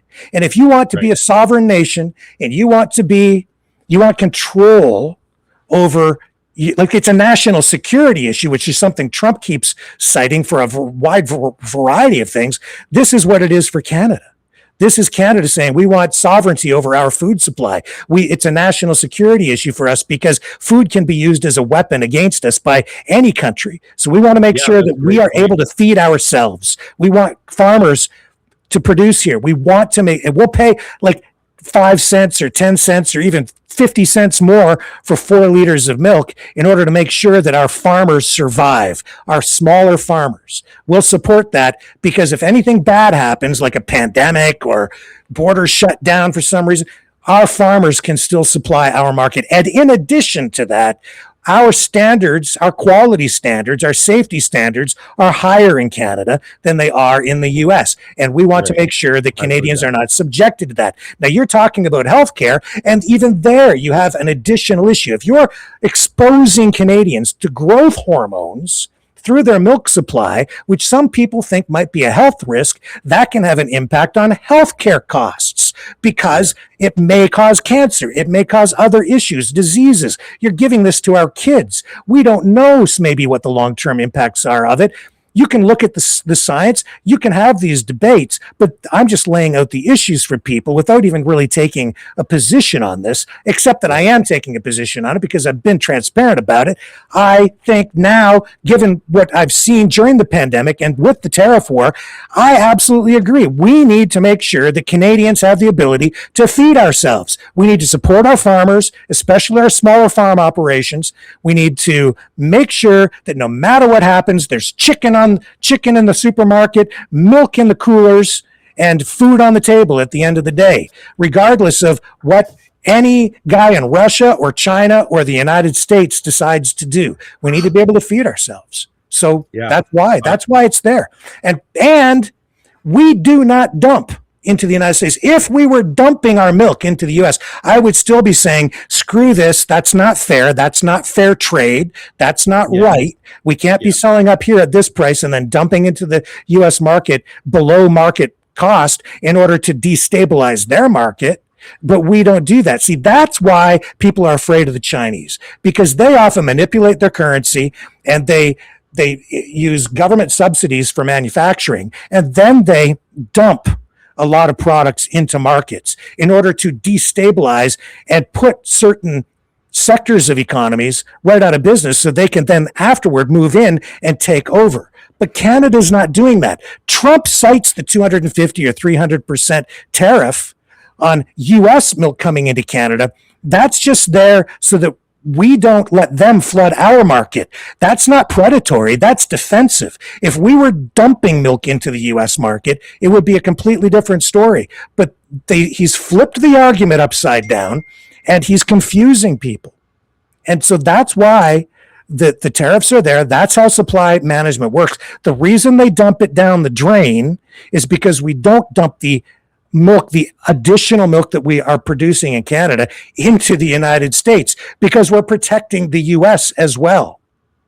We're saying we're not going to hurt you. We're going to dump it down the drain, because if we put it into the US market, it will force the price of milk down into their market, and that would be seen as predatory, and that could hurt US farmers. So we don't do that, because we're fair traders. And if we're going to have supply management on our side, we don't impose it on them. But what we're saying is we just don't want to trade on dairy. And we shouldn't be coerced to trade on anything. If you own something, right, you shouldn't be forced to sell it if you don't want to sell it. If you don't want to sell your house, you shouldn't have to be selling. And I shouldn't be forced to buy something if I don't want to buy it. But if you want to trade, then let's trade, and we'll work out a mutually beneficial agreement. But that's not what Trump wants. He wants to take over our dairy market, and that's why the tariffs are there. Do you understand? Yeah, absolutely. So I have a couple of comments. First, I'm trying to reply to comments in here. Oh, don't do that. Please stay out of that channel. Okay. That's not a good channel. That's not the main channel. We don't acknowledge any of that, because I'll explain why later. Please just don't interact with that at all. Okay, I'll tell you why later. I'll tell you why later. Because it's the Rumble channel where is our main channel where I actually respond to people. Not in there. Maybe someday things calm down in there. I'll respond to the people, but until then. Well, if anybody wants to rip a strip off me or whatever, I welcome that, because then if I learn some more stuff, that's always good. I can. Look, let me. I'm not ripping a strip off you, but let me. No, I didn't think that at all. But all I'm trying to say is I appreciate the dialogue, and to me, absolutely, that's the most thing. But getting back to the milk thing, I just sent you an article where it says we threw out 6 billion liters of milk. Could be. I don't know. And so I guess my question is, I sort of have a hard time. Like, there's people going hungry all over this country. Like, we spend government money on lunch programs. I know it doesn't make sense, does it? It doesn't seem to make sense. No. But at the same time, if you just put that milk out into the market, the farmers wouldn't survive. And then you wouldn't have any milk. I'm not saying put it in the market. I'm saying just donate it to soup kitchens. That's the same thing. It's still out there in the marketplace. Whether you're giving it away or, if you give it away, it still goes out. It reduces demand. It's supply and demand. It's just that simple. Supply and demand and price equilibrium. Where supply meets demand, that's your price. Yeah. And if you just start giving it away to people, now it's free. Here's all the, and you do want to support, people who are less fortunate. So there is a lot of that goes on, but you can't expect a farmer to just give away what they produce. They have to sell it, and they have to sell it at a profit, because the profit is their wage. Mm-hmm. And what sustains their operations, right? I guess so. It doesn't seem to make sense when you're dumping it down the drain. But the reason they dump it down the drain is because they're highly efficient, and even at the scale that they're at. And so it goes down the drain, because that's why the quotas are in place. So they overproduce, it goes down the drain, because the cows keep producing the milk after, right? And so what are we going to do? Well, if the cow produced more milk, okay, it goes out. And I know it's maddening, and you go, well, people are starving. I get it.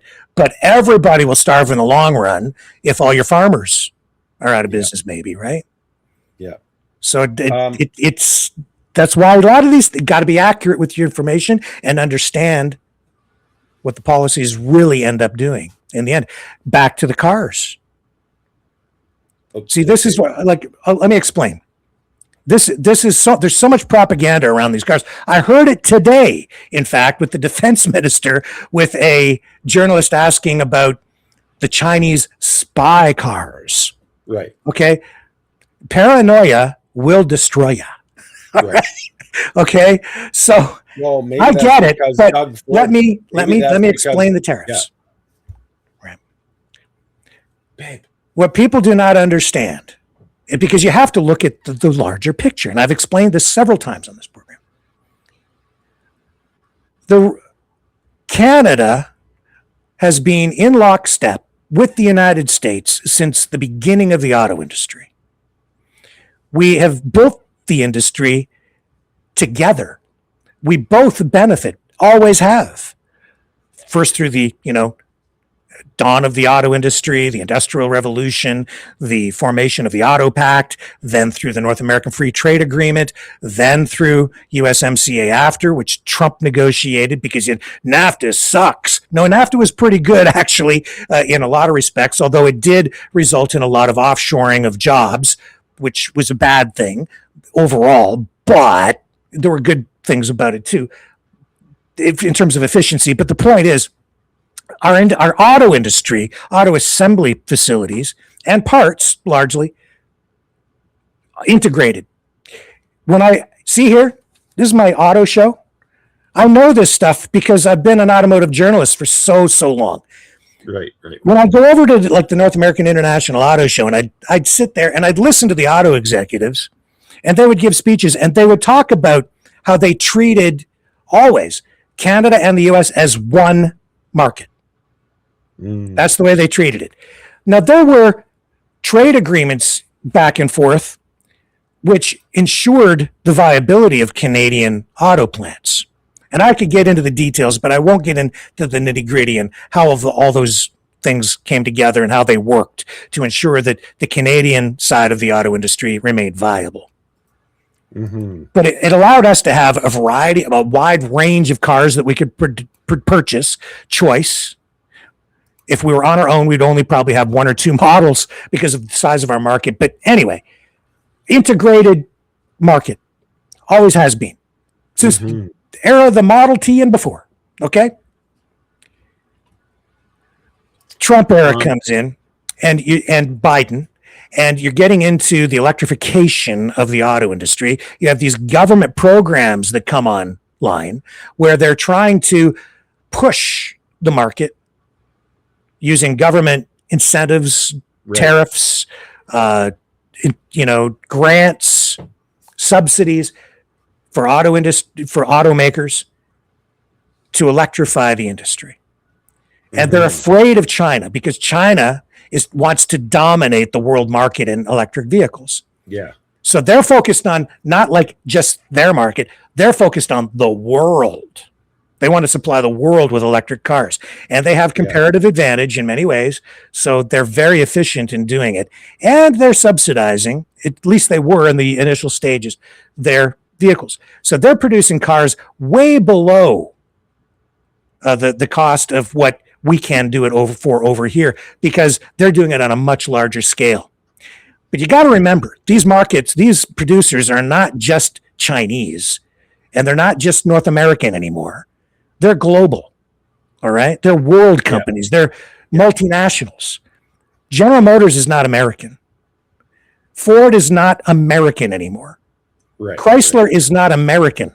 Chrysler is part of Stellantis, which for a time belonged to Mercedes-Benz. It was sold off from Chrysler to Mercedes, Daimler-Benz, right? And then, and now it's part of Stellantis, which owns like a whole bunch of different brands, from Alfa Romeo to Jeep to I don't know, there's how many, like a dozen or 15 or 20. I don't know. I'd have to look it up again. A whole bunch. I think they have all of them. I'm not sure. Well, all of them separate. Anyway, point is, so Biden comes in, Brendan, and they impose a 100% tariff on the U.S. side against Chinese vehicles because the United States can't compete, can't produce electric vehicles for the same price. Yeah. So Canada, being a good trading partner, and because we've always worked with the United States, always, we're like, hey, we're practically family. We'll impose a 100% tariff on China too, because you've asked us to. So at the behest of the United States, we imposed a 100% tariff on Chinese electric vehicles, just like the United States, in lockstep, because we're trying to work with the United States to build an electric vehicle industry together as an evolution of the auto industry. Mm. So what does China do? They respond because they're pissed, because now the United States is saying, you're not selling any Chinese cars here. But they don't attack the United States. Mm-hmm. They came after Canada.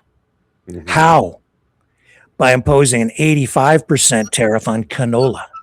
Yes. Now, our canola farmers out in Western Canada are in deep shit. Yeah. So what does Rebel News do? Carney sucks. Well, it was Trudeau at the time, right? Trudeau sucks. Liberals suck. It's all their fault. No, it's not their fault. It's not. It's strategic on the behalf of the Chinese, responding to a U.S. policy, a U.S. protectionist policy that Canada was in lockstep with on electric vehicles. So Canada, being a great friend and sibling of the United States, we said we didn't do anything. We said, we'll just absorb it. We're going to take it on the chin. We're going to stay with you, USA, right? Trump comes in and he starts punching us in the face. Tariffs on this and 25% on that. We're suffering. Our farmers out in Western Canada are suffering because of the United States. And he doesn't appreciate it. So he's kicking us in the nuts. Great. So what are we supposed to do? He says, screw you, Canada. You stole our auto industry. That's not true. It's 100% false. We built it together, mutually beneficial, always has been. And he says, you've stolen it, and we want it all. We're going to take all your auto factories. That's what he says, and he means it. He's very serious about it. It becomes very apparent. So what does Canada do? We have to defend ourselves, man. I don't know about you, but I'm not going to, I don't want to lay down and let somebody pummel me in the face. I'm going to get up and maybe walk away and go find a new friend. So, and more than that, first thing I'm going to do is dust myself off and put some bandages on my wounds. And the biggest wound we had was those canola farmers. So Carney, who I know everybody here hates, I don't hate Carney. I'm just judging him based on what he has done. So what did he do? He went to work to go save the canola farmers. How did he do it? He went to China because Trump was kicking us in the nuts. And he said, hey, let's talk. So under the USMCA, we are not allowed to have a comprehensive, full-scale free trade agreement with what they refer to as a non-market economy like China. However, we can have carve-outs. So Carney went to China and got a carve-out. And he set up a deal that is going to allow the Chinese to import a limited number of Chinese vehicles, electric vehicles, into Canada, 49,000. All right? That's a small portion of the total number of vehicles sold in Canada every year, which amounts to almost 2 million per year. Right. As a result of Canada making that availability to our market for the Chinese, saying, we're actually free traders. We want a fair trade deal with you. We want a fair trade deal with the world. So we'll let you do that. In exchange, they reduced the canola tariff to, I think it's 10 or 15%. That now makes it viable for our canola farmers to export to China, which I believe is the biggest market for canola from Canada. Yeah. So he saved the Western farmers. Did you hear Rebel News or any of the other conservatives out there saying, thank you for saving the canola farmers? Not a peep. Yeah. All you're hearing now is those Chinese cars, they're spy cars. They're going to spy on us. What happens if we let all those in? And we can't let those in. They'll go to the United States. That's a back door. That's a security issue for the United States. That's BS too. Every one of those Chinese vehicles has a VIN number on it. Every part has a serial number on it. When they arrive in Canada, those cars come into Canada at the price sold to the Canadian distributor or retailer. And they're earmarked for the Canadian. They'll have a serial number on it that shows where it was produced and the market that it was built for, because they'll have to meet Canadian safety standards. Right. So as such, they'll come into our market. Not one of those cars will be destined for the United States. Now, if someone goes out of their way to find some way to import one into the United States, the serial number on it will, and even the fact that it's a Chinese produced BYD or whatever brand it is that comes in from China, they'll know right away at the border that it's a Chinese built vehicle, and it will be subject to a 100% tariff on the US side. So you can't dump them from Canada into the United States. That's a falsity. It's just a lie, a great big giant freaking lie. As for them being spy cars, that's another issue. But even there's nothing going to be in those Chinese cars that's going to spy on you any more than your cell phone doesn't already do. The reason and it's not just Chinese cars, it's all vehicles today monitor what you do and record what you do. And they do it to sell that data to marketing companies, to figure out when you need service next, so they can send you messages online saying your next oil change is due, or the maintenance on your EV is due. You need to get your tires changed for the winter. Come on into the dealership. So they monitor all of these things. That's all very true, right? And they monitor how much you've driven. I had a friend, I was just in his Tesla the other day, and he was showing me all the stuff that the Tesla could do. And it was all pretty cool. And, it gives you all kinds of data on how far you can go, how long it takes to charge. He was explaining the charging, and I've test driven a whole bunch of electric vehicles, so I get it, right? And there are a lot of things I don't like about them. I still prefer a gasoline powered vehicle, but these are the truths of what's been going on with the EVs. And the other truth of it is those companies like General Motors. Do you know where General Motors went bankrupt, dude? They had to get bailed out by the U.S. government, and Canada contributed to bailing them out too. Same thing with Stellantis. But GM, the biggest auto company in the world, goes bankrupt, gets bailed out. That's all our government money, right? Just propping up these big companies. But they've been expanding. They've been investing over in China. The Chinese market has been the biggest market for expansion and growth for General Motors for probably a decade. And if it wasn't for that growth, we wouldn't have General Motors probably in North America at all. So it's been the access to the market over there for General Motors so they could make a profit to prop up the corporation worldwide generally. So these are not simple things. It isn't as simple as Trump thinks, where you just impose a tariff and bring all the auto plants back.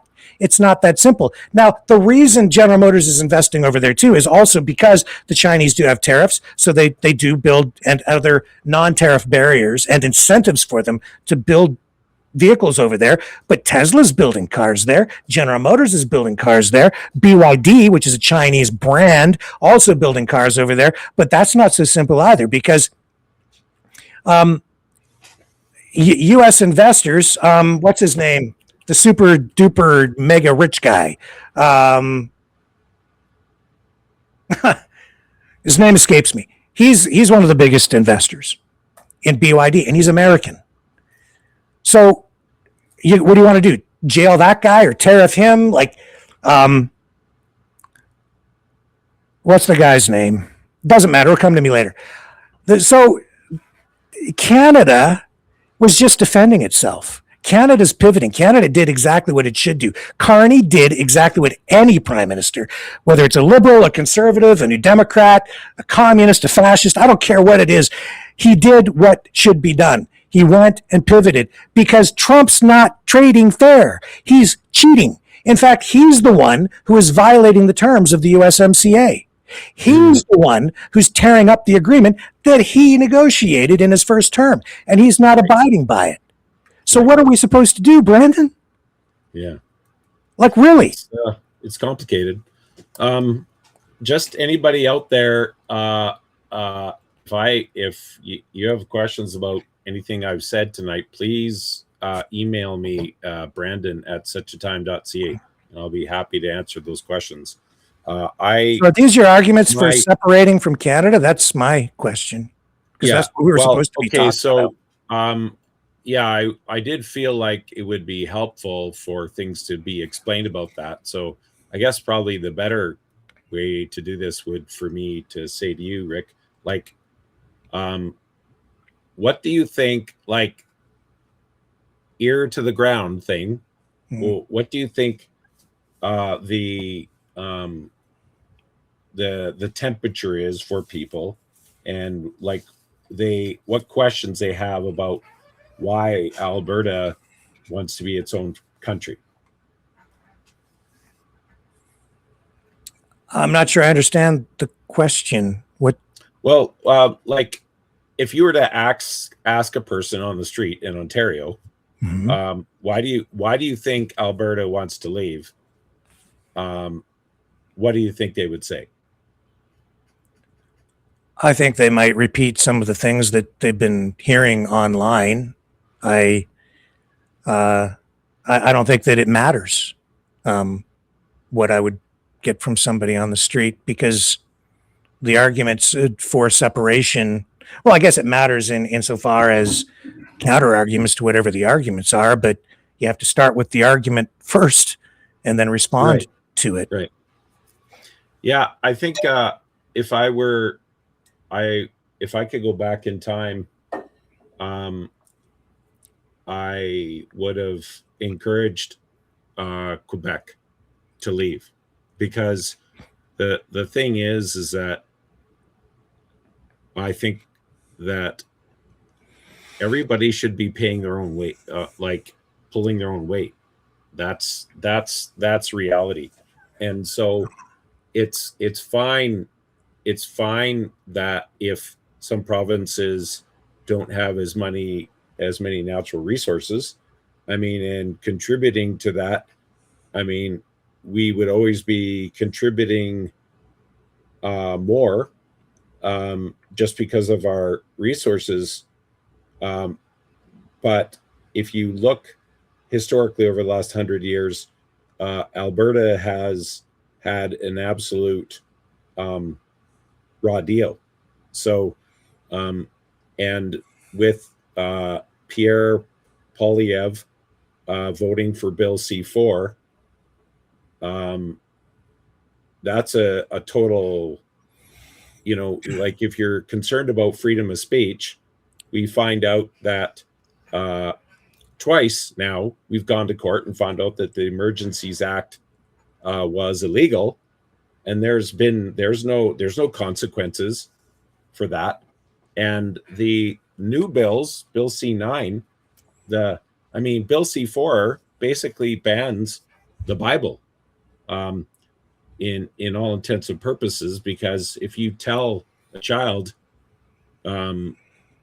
that's confused that there's male and female, which completely lines up with the Bible, and science, that's 5 years in prison. Pierre signed that into law with Trudeau. And so out here, we don't want to be the dad that was in BC who got thrown in jail because he didn't want. These are let me ask you this: how would separating solve any of that? Well, very simple. If indeed you think that it's something, this issue, I hate to see solve that. How would that resolve that for you? Well, okay. 1 second. I just thought of something to answer that question. 1 second. Yeah.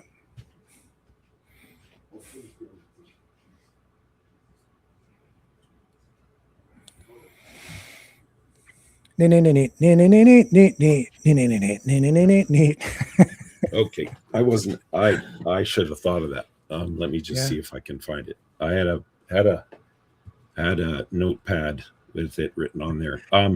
It's what it was submitted.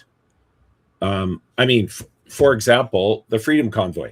That was deemed illegal. I'm coming back. I just asked you a question. How does separating resolve that issue for you?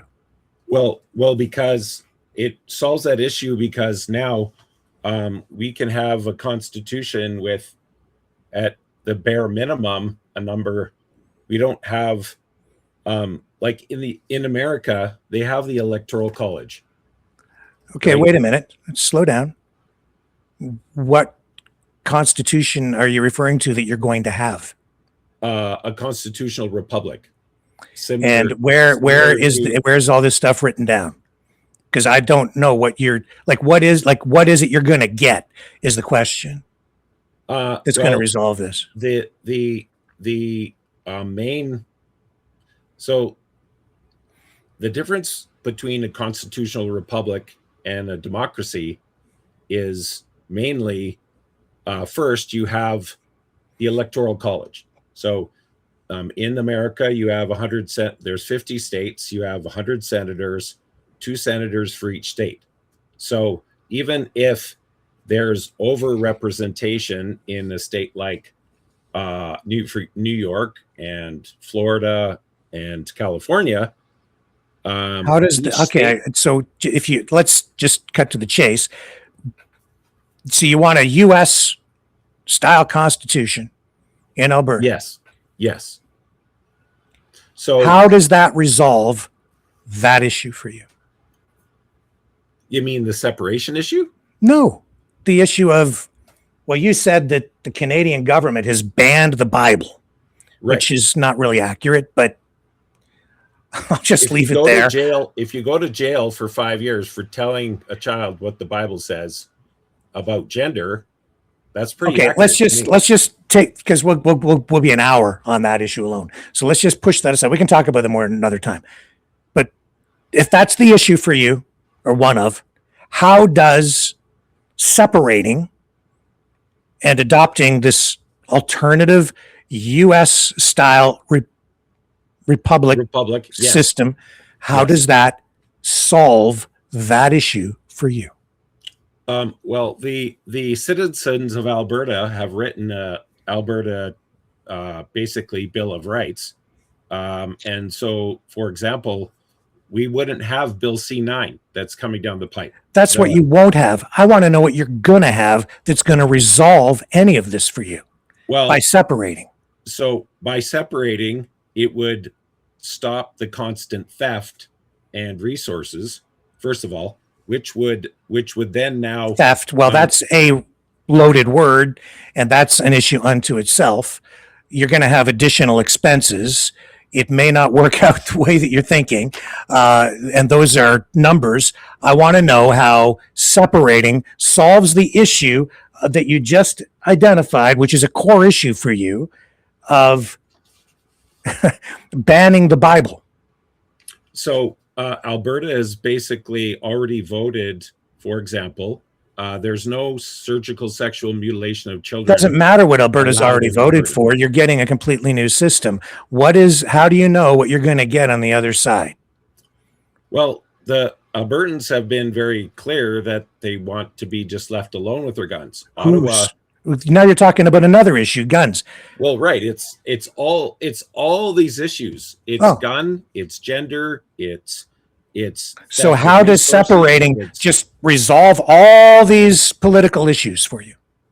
Well, because the majority of Burtons, I've already said, are being very clear what they want, and On all these the issues, federal yeah, government, yeah. the federal government has told them to go pound sand all along, and so a great example of All this so is all the vast majority of Albertans agree on all these issues, and so when you separate, you're going to get your way, basically on all these issues yes, for and sure.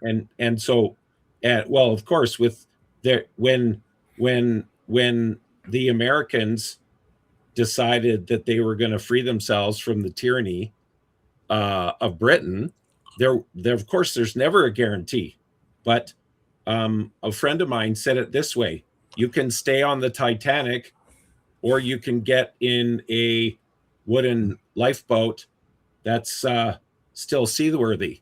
And so, you I know, wouldn't there's get a it if song. I were I you. have I a wouldn't be friend. in a boat off the coast of Venezuela because they'll nuke you,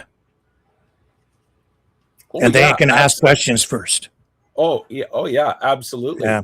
But like my friend said the other day, should I stay or should I go? If I stay, there will be trouble. If if I stay, it will be double. Well, there's no you after you read So Mark Carney's book Values, um, he that like Mark Carney the is a politician. destruction. He's here today, gone tomorrow. How do you know that you're going to get the resolution on all these issues when you get to the other side? Well, of course, like How I said does before, how does separating there's resolve there's these things for you? there's no guarantee. But if you look at Right. the Alberta Bill of Rights, which the majority of Burtons Which won't have apply. It's already said, irrelevant. It's irrelevant. sorry. It's irrelevant. You're separating. None of that will come into play anymore. That's assuming that the people that have already had their say and made it very clear and You brought in a separate. bunch None of that will laws. apply anymore. Well, because we won't have Bill C9, we won't have all these. You won't have draconian- anything anymore. You're going to have a clean slate, basically. That's right. So we can set it up So correctly. how do So you that's the resolve whole it? Set point. it up correctly. How do you make sure that you get what you want on the other Well, side? We could These issues. with first of all, the foundation of the American Constitution, the legislative branch, the judicial branch, and the executive branch are based on the Trinity. They're based on the idea of God the Father. I get it, but you're Jesus, talking about and the Holy gun Spirit. laws and gun rights. Have they resolved Right. the gun issue in the United States with their system, the system that you want to They duplicate up here? certainly. But if you actually do your homework, what people will find is that the problems in America are not based on the foundation as a constitutional republic. The problems that are having in America mostly, almost exclusively, are as a result of communism. Communism infecting a Well, I guess their system didn't protect them then, did it? well Because they still well, have. Do they not have these same issues unresolved over in the United you States? Are they can't- not a source of constant debate? So well, they shouldn't be. I mean, But they are. see, the problem is that, well, it's interesting. America has what you might say that they have more problems because they're more free. But the reality is that I don't think they're more free.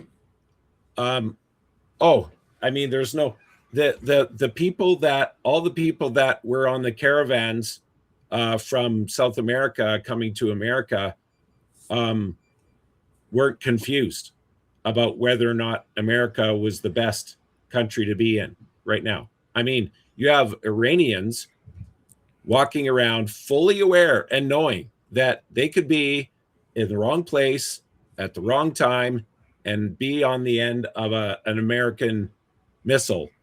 And they're literally parading in the streets, celebrating with American flags, Israeli flags, and Iranian flags. Why They're is not Trump launching know. missiles and striking into the heart of Tehran, where the people that he wants to rise up and replace the government, and he's nuking those people too? It doesn't make sense to me. Why is he attacking the people that he wants to help him? Well, the majority of the, if you look really closely at the targets that they're selecting, it's all IRGC, Revolutionary Guard, and terrorist tactics. I don't know. It looks a little more widespread than that. But anyway, that's another issue we can deal with. I think we're coming back to Iran tomorrow night, but I think maybe Ukraine. But anyway, let's go back to the core question. How will separating guarantee that these issues that you've identified, gun issues, first thing, drug issues, yeah, well, a lot gender of those, ideology issues. Well, How's it going to resolve those things? Guaranteed for you. Well, it's very simple. The people that are behind, that are working so desperately, that are, and most of, if not all of them, at some time, were very, very proud to be Albertan and proud to be Canadian. But Canada is now a joke.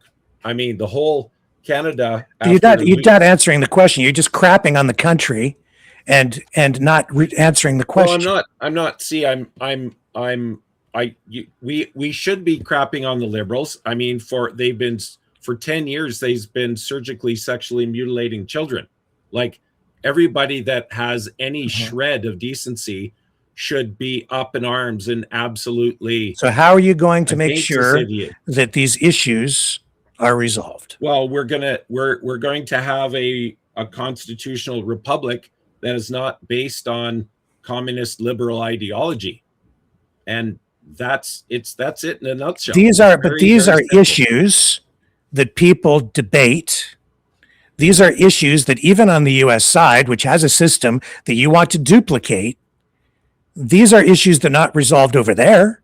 So why would they magically be resolved in Alberta just because you separate and then duplicate the system?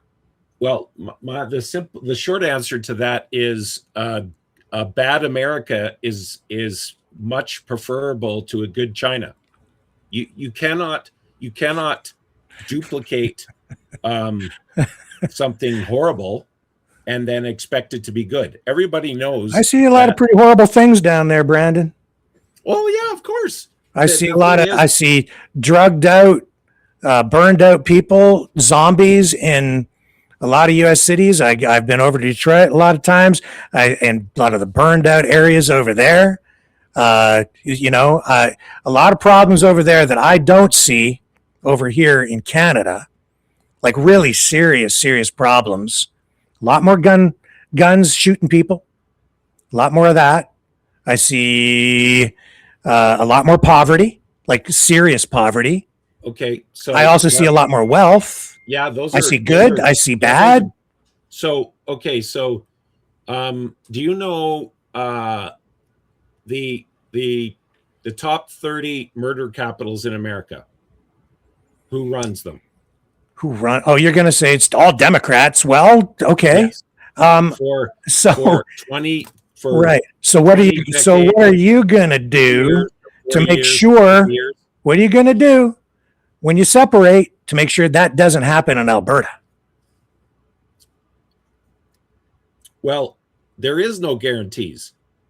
So now some people say, well, there's no guarantee, so don't try. And I want my kids. Canada is a joke. I'm sorry. It's not. You cannot. You cannot. You cannot look at. Do you have a conservative government in Alberta right now? That's right. And so we don't have any surgical sexual mutilation of children in Alberta. Mm-hmm. So the Albertans said, no, we are not going to tolerate. We are not going to tolerate. So from your perspective, then, issue resolved. We're gonna. No, that's just the tip of the iceberg. Well, you cited that as one of your core issues. You just told me now that they're not doing it out there. So issue resolved. There's one. What else? Well, it's not really resolved. They're still shooting up kids with hormone blockers for 16 and 17-year-olds. And how does separating from Alberta, from Canada, resolve that? See, my point is, Brandon, you're trying to, like, there's only one way that you're going to get what you want guaranteed. Authoritarianism. The only way that you can guarantee these things is to take issues that are really election issues, okay, and then put them into the Constitution so they can never be changed, so that you dictate to other people how to live. Which is what every country does. No. Okay, so who doesn't do that? Well, actually, we don't. There's a limits on. What are you talking about? What are you talking about? I just told you, Rick, that Bill C-4 puts me in prison for 5 years for telling a child he's a boy when the monsters want to cut his genitals off. Like the liberals did that, and they've supported it for 10 years. So that's why anything is preferable. Albertans are willing and happy to take the risk to start a new nation, to have a new constitution. You just said that issue largely resolved, that they don't do the genital mutilation anymore. That's right, because we did something about it, but we can't do anything. But we can. So you did something about it. Well, that's right. Because the system allows you to do something about it. And it's not dictatorial. These are political issues. These are issues of choice. These are issues of freedom. And you are welcome to oppose people on a particular issue and debate and give good arguments and then hopefully get the resolution that you want. But if other people don't want that in a democracy, and a true democracy, then people can push back and want something back the other way. Well, yeah, we've been doing that for 100 years and it hasn't worked. Because you didn't get what you wanted. Now what you're really saying is you want a new constitution that gives you what you want so that they can't have what they want because you don't have the majority, because you don't have enough people behind your position. And so you're saying the majority has to do what the minority wants, and we're going to put it in the Constitution to get what we want. And we're going to enshrine it in the Constitution as a constitutional right to limit other people's rights because we don't believe in freedom at all. Well, that's actually completely the opposite. Well, that's exactly what you're laying out for me, because you can't tell me how this resolves anything by separating. In America, the whole world isn't stupid. The whole world understands that America is the place to come to. I don't think so. Well, I'm not aware of any caravans that came to Canada. We have all kinds of people who want to come to Canada all the time. We have you're sitting there saying we have too much immigration, well, actually at the beginning you're like we love immigrants, but then I hear I also hear you saying we've got too many immigrants. I don't know which side of the coin you're on there. Well, you can. It's one and the same thing. It's like, see, the problem with the radical left is they're always playing a zero-sum game.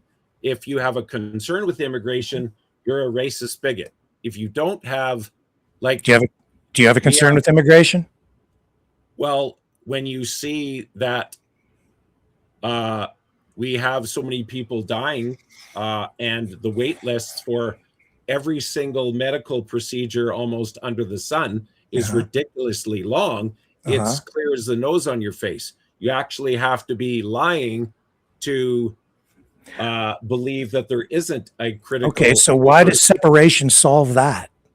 because that again is a political issue. It's something that we're wrestling with as a country. Immigration numbers, I've cited that as a problem.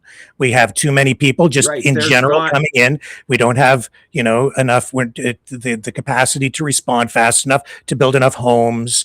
It's putting stress on our medical system to some degree. It's putting stress on other social services, including education and so on.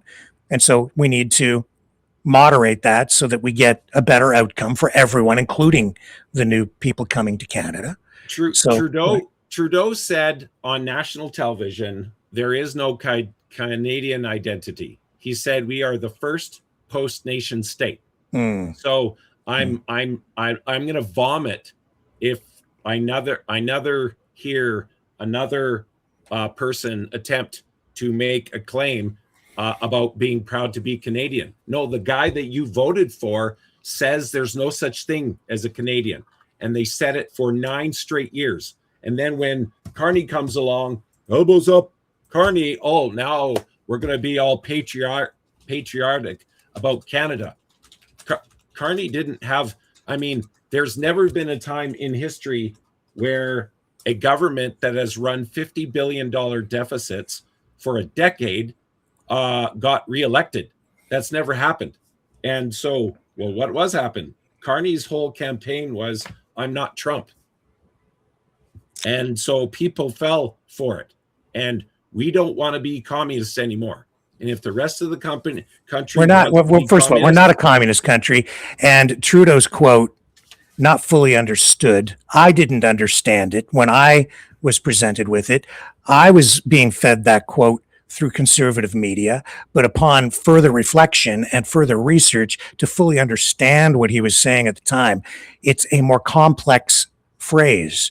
It doesn't mean what you think it means. No, you think that it means Canada exactly. Isn't a country. All you have to do is look at what he says about us. How long are we going to tolerate these people?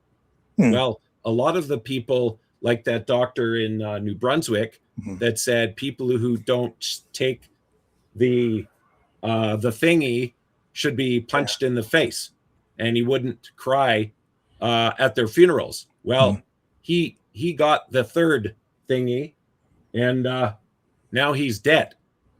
So I've how does separating solve any of that? Because the people in Alberta have already made it very clear. No, they haven't. No, they haven't, yes, Brandon. They have. No, they haven't. Much. In fact, yes. You have a very divided province, just as we have a very divided country, a very divided electorate, just like the United States has never been more divided. Separating doesn't solve any of your problems. Absolutely, it does. How? Absolutely, you can't even tell me how. Because you see, you're trying to purge. Every time I give you an answer, you refuse to accept it. No, every time you give me false or incomplete information, I highlight it. So, the government killed. Okay, the government killed. What it comes down to, Brandon, is all of these are $20 billion. These are issues. These are political issues. These are political issues. Yes, that cannot get solved because these are all ideas. These are parts of ideologies. And what you're saying is what you think is going to happen is not going to happen. You think that you're going to separate, and then this liberal ideology will be purged from Alberta, and that these ideas will be washed away, and that you're going to have some conservative utopia of some kind, I guess, where all these problems will be solved. But if you're going to have any kind of a democracy, which you don't really seem to want, but if you're going to have any kind of democracy, then you have to put up with people who disagree with you. And these other people in your province, probably about half or more, I think more at this point, because you can't seem to get what you really want. You've got a lot of people out there who vote for the NDP. You've had an NDP government. Yeah, right? So what are you going to do? Are you going to round them all up and ship them out? Because they still have those same ideas the day after the referendum. Absolutely, completely, and totally, I'll be kind and just say hyperbolic to make those kind of statements and claim. I mean, it's this. What's that? What's hyperbolic? What are you talking about? Why we want to leave? Because of people like Senator Simmons that says a lot of this emotion is it's xenophobic, it's racist, it's misogynist, it's anti-woman, it's blah blah blah. Where do you think? Where do you think she gets that? Why do you think she thinks that? Because the liberal hive mind cannot have common sense thoughts of their own. Oh, they just make up insane tropes. Alberta's sick and tired of being crapped on. $650 billion, and the Liberals have been in all-out war on Alberta, and we're done with it. I mean, we had 4 guys arrested at the Coots border by the RCMP. So we would get rid of all the communist RCMP officers, and we would welcome all communists. The RCMP officers. There's a word that's thrown around a lot. Well, look, have you read the list of communist goals since 1963? Yeah, I have. I'm okay. Then you should. Canada is not a communist country. Be arguing. All right, what are you talking about? They're going to put me in prison for telling my child that not to cut off their wiener because the Bible says that in itself. Okay, that in itself is very debatable. I don't want. Let me ask you again. You know, because there's an issue I've commented on. This. I'm not. It's not about where I stand on that particular issue. It's about where I stand on the issue of freedom and democracy and due process and the rule of law. Okay, well, then those are the things, and the Constitution. Then, if that's true, if what you just said is true, then you should hate Carney's guts. Why is that? Because he's bribing a bunch of people that were democratically elected to cross the floor. So really? I don't want to hear anybody. He's bribing them. Show me. I keep hearing people say that. Are you kidding me? Where? Show me the bribes. Yeah. So show me. Okay. What's he bribing them with? Nobody goes across the floor unless they're promised something. Have floor crossings happened before? Yeah, and I was against them then also. They've always happened. Right. So anyway, those are actually part of a democratic process. Mark Carney. No, I'm not. I'm defending Canada, and I'm saying that you've had floor crossings from this party to that party and that party to this party. You care about democracy, Rick. If you cared about democracy, you would hate what Mark Carney is doing to try to overturn elections in order to get his majority. Actually, the opposite is true. Again, the opposite is true. That's a joke, Rick. No, because what members of parliament are doing by crossing the floor is exercising their democratic right and maybe duty to represent their constituents in the best way that they see fit without being held to the rules of a party. And they're stepping outside of the party in order to do what they feel is right at the time. So they have the ability and the right to do that. So that's my wife. Hi, wife. That's Grena. So welcome to the great debate. so nobody can tell me they can tell me. So if you get elected as a member of parliament, you think that the MP must stay with the party, vote with the party, do whatever the party says. If the party rep says you vote yes on this, you must vote yes on that. You don't have a choice. You have to do exactly what you're told. You don't have a choice, no matter what. Is that what you're saying? I totally believe that people should have their right to choose, but that is not the same thing. You're making a false equivalency. No, I'm not making a false equivalency. That's not comparing apples to apples. What you're making the people that voted, if I was a conservative and I wanted to become a liberal, then I should quit and run again. That not cross the floor. I mean, all those people. I would be furious. Let me tell you, I would be furious if the person that I voted for crossed the floor. And so anybody that claims they support democracy has zero credibility, because the only way to support democracy is to make sure that you force a member of parliament to vote in a particular way.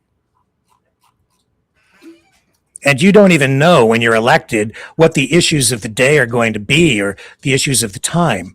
The issues are in flux all the time. And there are all kinds of different issues that come up that may not even be related directly to legislation.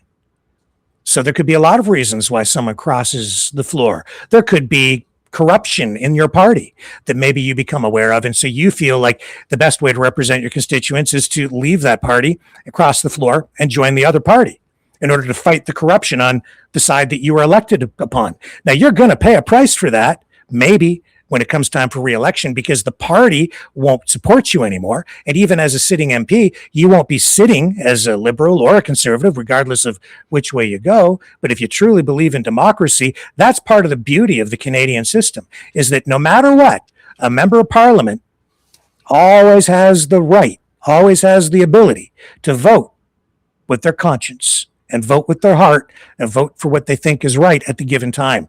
They may go against the party policies, platform, vote against what their party whip wants, but you always have that ability.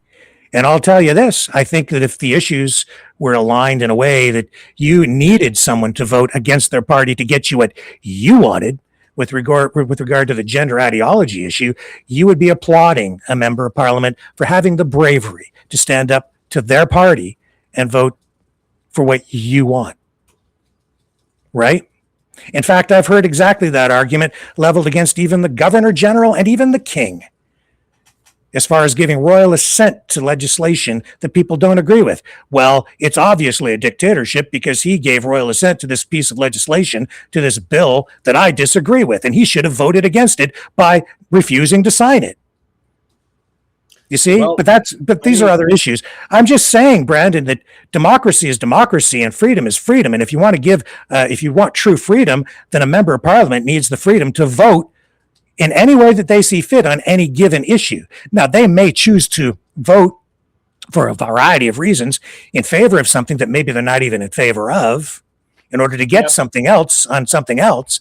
But the point is, that freedom is there in our system. And I'm glad it's there, because if you are dealing with a really serious issue, then that maybe you don't agree with, or maybe is even immoral, but maybe the legislation isn't predicated on on legislating morality or whatever it might be.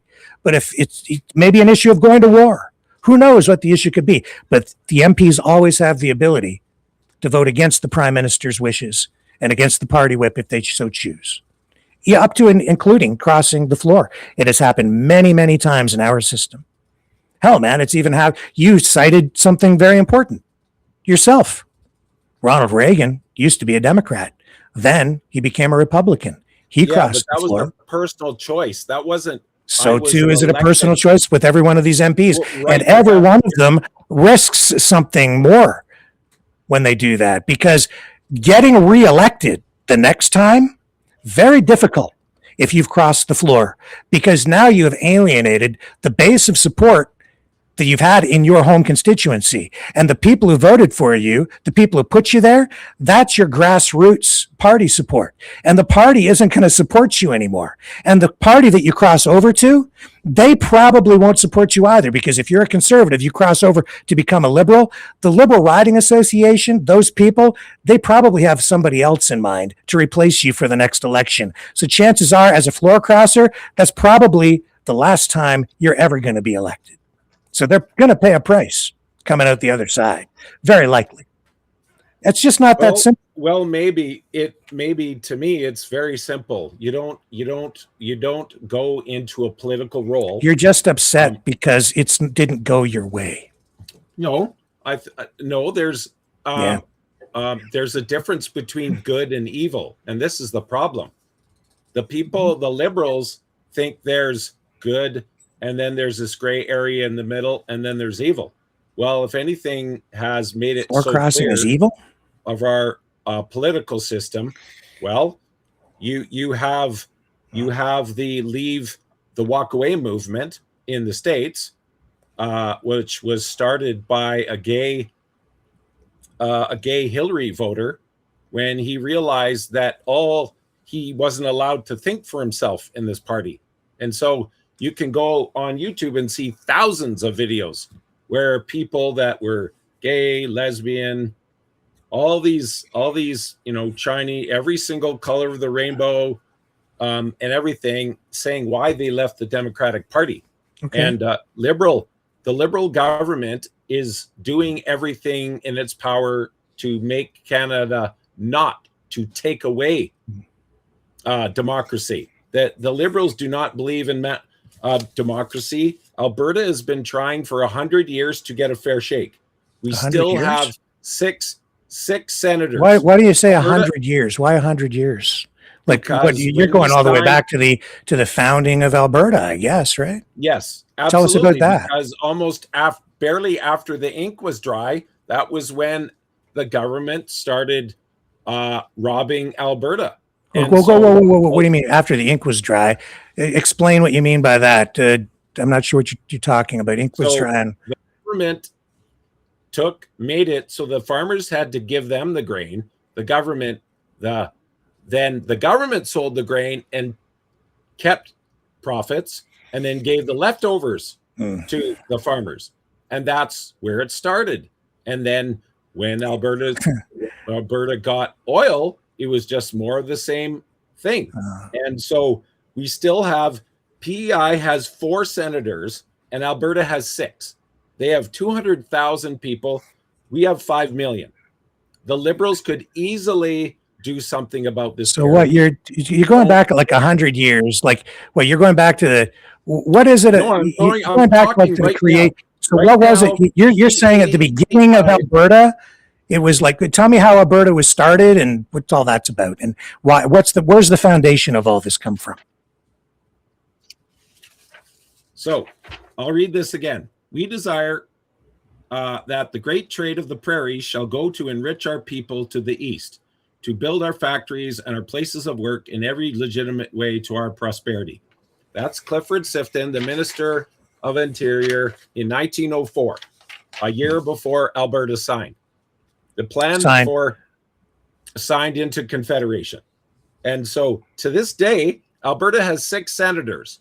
If we were represented correctly population-wise, we would have 25 senators. We have, PEI has 1 senator for every 50,000 people. Alberta has 1 senator for every 833,000 people.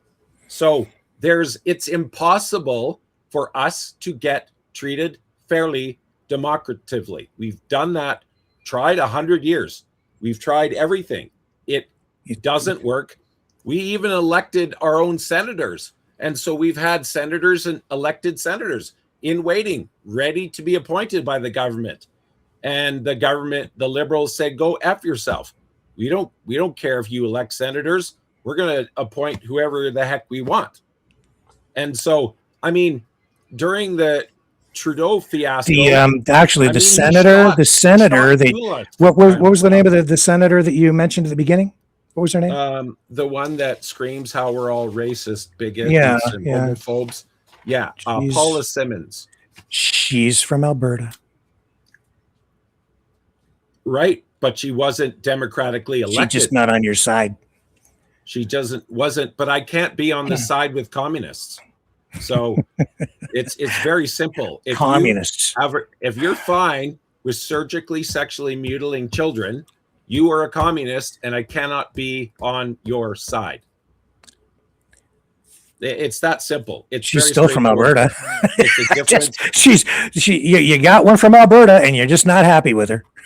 Well, but we democratically elected a number of senators, and they were never chosen.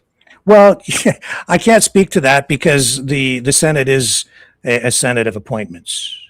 So, and it's a chamber of sober second thought. But your point is that you keep repeating over and over and over again that it's just the way it is, and it's democracy. No, it's not a democracy. It is a democracy. we elect somebody and they say, go F yourself. We don't care if you. No, they don't say go F yourself. Are you kidding me? Brandon, do you know how much of a voice Alberta has? Especially over the last zero. No. What are you talking about? You have a voice right here. You have a voice. All people are talking about these days is Alberta separatism. Well, right. They don't know. You have a disproportionate. You dominate in political discourse right now in Canada. Well, why do you Alberta think is like? Why do you think that is? Because you do have a voice. Because you do matter. That's not why. Yes, it is. No, that is not why. The reason why is the big media that got $1 billion to support all their sorry butts, because nobody's buying a lot of their crap because it's crap, and so they had to be all bailed out. When business went under, I didn't get a bailout, and so all these media. It's not that simple either. If Alberta leaves, the gravy train ends. No more money because they couldn't afford it. And so that's what they want, and they're gonna show me a newspaper. The Mop so and Pail you have all the money because you have all the oil, so you get to tell everybody what to do. No, we've capitally been ripped off and treated like crap for 100 years. Right. And now, as the abused spouse by an alcoholic abuser, we're finally saying we're done. We're done with being abused. Mm-hmm. We're done with, why cannot we? So you want to be just like the United States? No, better. That's why we don't. So you're going to separate, and then you think that separating is going to solve all your money problems. Basically, yeah. In Saudi Arabia, they don't have income tax. In Saudi Arabia, we have almost as much oil as they do. Why is Quebec buying $50 billion, though they get billions? They've got $500 billion from Confederation. Why don't they buy their oil from Alberta? Do you have sales tax? No, they don't. They actually canceled natural gas. You keep coming back to that. Well, yeah, because it's go get your proof. It's not relevant because it's irrelevant now because it's been reversed. Anyway, No, Quebec. No, Carney doesn't have control over whether or not Quebec does natural gas pipelines or not. And actually, they do. Care. They do. You could do what Polyev wants, and you could ram it through using Section 92. But that's the point. They don't want to. They're trying to destroy Canada's economy, so we go broke like Russia. And then when we go broke like Russia, all our natural resources are going to be sold off to the World Economic Forum. Where do you sell your oil right now? Brandon, where does Alberta sell its oil? Where does your oil go? It has to go to the States to be right. Why do you think that is? Because there wasn't anybody smart enough in Alberta or in the federal government, for that matter, to build our own refinery. Now there's one in Sarnia, not very far from here. We have some refineries in Canada. But we could be selling gas to Germany. But why do you think your oil goes to the United States? Because it's heavy crude, and because they have a facility because in the States to do this. We should have our own. No. Because of politics. Because the United States wants the oil. Because the United States wants to dominate the oil industry. They want to control the oil. They want to make sure that oil doesn't flow east-west. Well, those big U.S. oil companies have been doing their very best. No. You're missing the point, my friend. Well, no, I'm not missing the point. Yes, you are. I know exactly what I'm talking about. How much of a discount do you have to sell your oil to the United States for? Like, Rick, how many people can you trust, okay, that love and support the surgical sexual mutilation of children? You keep How coming. many? No, we're talking about oil right now. We've been down that road. Well, right, but it I didn't goes even to I didn't even motive, get to address You're the maid trying- issue. You're trying to convince But- me that Mark Carney has all these wonderful, great. No, motives I'm and talking. intentions. No, I'm talking about no. You just get so fixated. Listen, how am I? I'm asking you a question. Do you know how much of a discount Alberta sells its oil to the United States for? $20 a barrel How much? discount because they're processing it. $20. Yeah, but why? a barrel. Yeah, but So- why? so Why then is it sold at a is the discount? Liberals, No, the moment- why the is it moment- sold at a discount? Because you have a singular market. About 97% of all the oil that comes out of the ground gets shipped to the United States from and Alberta. we could be selling to 4 other countries, and the Liberals shut it down. Yeah, well, there's politics involved there. Well, So how does separating solve that for you? You're giving the Liberals a free pass. No, I'm not. I'm not. Well, they totally I'm destroyed- laying out the reality of this. Do you know how many jobs Why- we lost in- Do you know how many jobs How- we lost in Alberta? How does separating solve Answer the your? question first. We've already talked about the job losses, and we've already discussed that. No, we haven't. What Yes, is we it have. then? What is it? You then? said 84,000 in No, it Canada. was 170,000 Over what period of time? during about 6 years, 5 years of. So the this is a NDP. this is a different stat over a different period of time. And you have oil booms and you have oil busts. And that's the other thing about Alberta is you're not self-sufficient. You can't even staff what you have out there during times of boom. That's why so many Canadians migrate to Alberta during times of oil booms, because there's a lot of money to be made in the oil patch and a lot of work when the price goes up. Oh, by the way, the war in Iran will help you with that because the price has inflated a lot. So you'll be getting a lot more per barrel, but you'll still be selling it at a discount to our American friends who have capitalized. Well, that's not a good word. Better word. Have exploited the Alberta market from the beginning of time since the discovery of oil in Alberta. They've always been getting their oil for the refineries at a discount. That's how much of a friend they are. $20 a barrel discounted. How much has that cost Alberta over time? The Liberal government could have built. No, a that's refinery Americans, my friend. they That's wanted. big They U.S. wanted. oil money. And they've influenced the politics out there in Alberta since the discovery of oil. And they still do today. They pump a lot of money into Canadian media, especially Canadian conservative media. Yeah. Well, they do. Yeah. It's a demonstrable fact. Yeah. Well, am I wrong? Am I wrong? We even have some U.S. ownership of media up here in Canada. Sun newspaper. I don't believe Quebec has its own.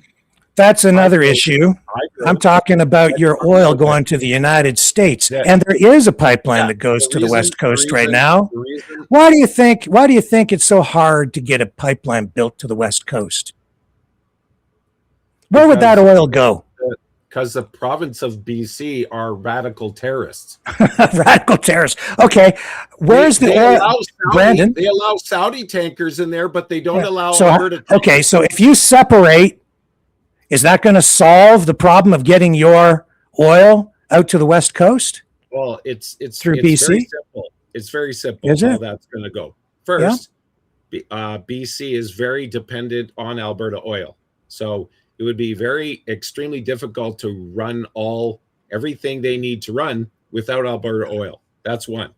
Number two, the United Nations law dictates that any nation that is landlocked must be given access to tidewater. That's two.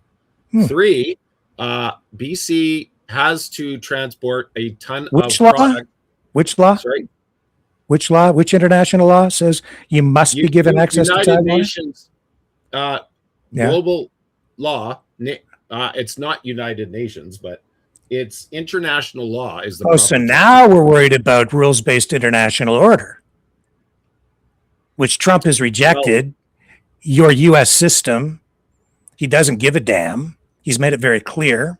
Goes to war without consulting allies. Says poo-poo to NATO. Well, so Doesn't he should recognize call up- international he law should at call all. up Carney, Commie Carney, and ask him for assistance? Well, that's, you're just throwing these phrases around. I'm looking at what's actually going on. Okay, so Rick, go 50. get the list of communist goals from 1963. No, dude. No, I'm looking at what's going on right here. We've already talked about that. You keep coming back to these talking points, these spinning this.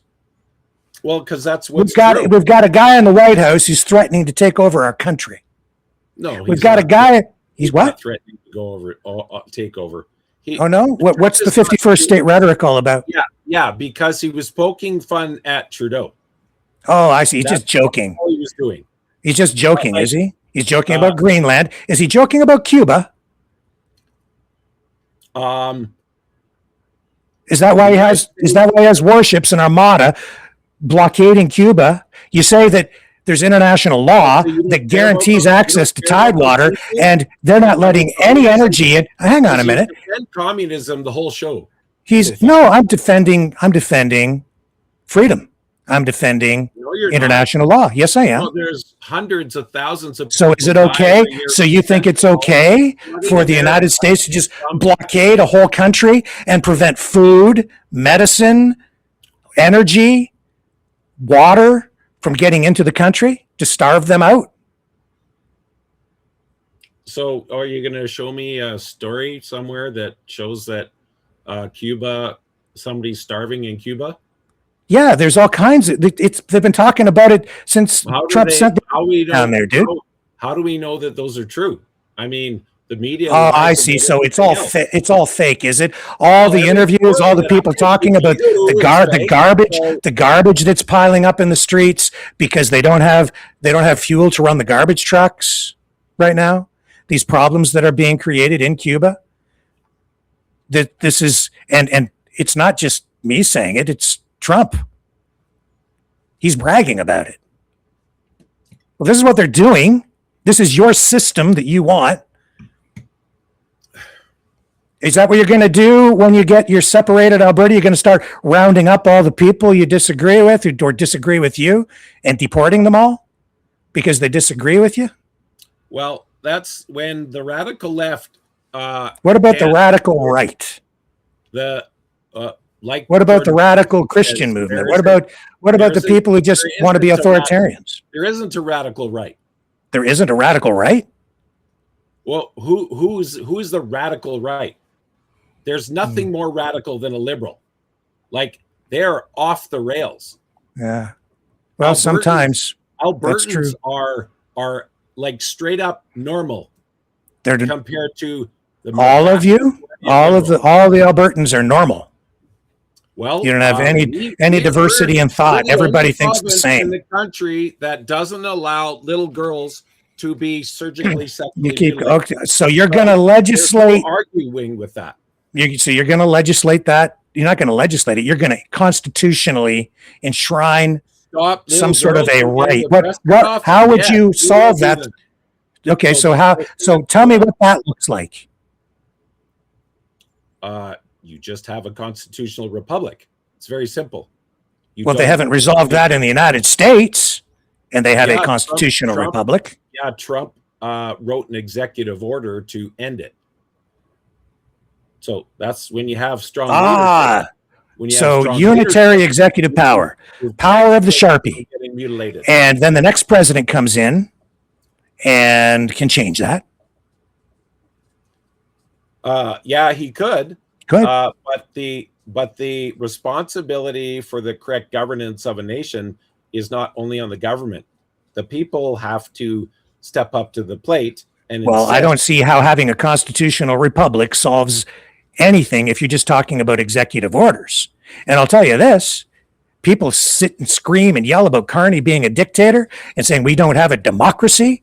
In fact, we do, because the prime minister himself only gets one vote, dude. One vote. Now, he can push a particular platform and get his MPs to try to vote with him using various means, even try to get MPs from other parties to vote with him. But the prime minister only gets one vote. But you know what the president of the United States has through a constitutional republic? Unitary executive power through the power of the Sharpie and an executive order. And he can abuse that unitary executive power, as has Trump, by using his various levers of power to purge political opposition from the bureaucracy. More than that, every single one of our ministers in the Canadian system, in our Westminster parliamentary democracy, every single one of them elected Minister of Defense, Minister of Finance Minister. Let me say, no, I'm not finished. Not quite yet. I'll let you go in a sec. But in the United States, RFK Jr., Kristi Noem, Pete Hegseth, you go down the list of all these people in the Trump administration, not one of them elected, not one of them selected by the president. Your attorney general, you keep going down the line. All of them beholden to him. They serve at the pleasure of the president, not the people. They do what he says or gonzo. They ain't elected. And when they're gone, they're gone. Their jobs depend on it. They better do what he says, or just like Jeff Sessions, when he tried to do the right thing when he was the original attorney general to Trump. But you won't see that happening with Pam Bondi. She's a mouthpiece for him, a defender. She's using the law to defend the president no matter what he does, even if he breaks the law. If Mark Carney signed even one thing through some sort of executive order, people would be screaming bloody murder on the conservative side ridiculous. Up here. The Jody Wilson-Raybould, Trudeau kicked her out of the party, which was totally she wasn't with his party actually, but she had a position. So fired her from her position, but she wasn't kicked out of government. You can replace your finance minister, but the finance minister still has a position as a member of parliament. That stepped up to the plate. Trudeau fired her too. From those appointments, but they're still elected politicians. They still represent their constituents, and they still get to vote. You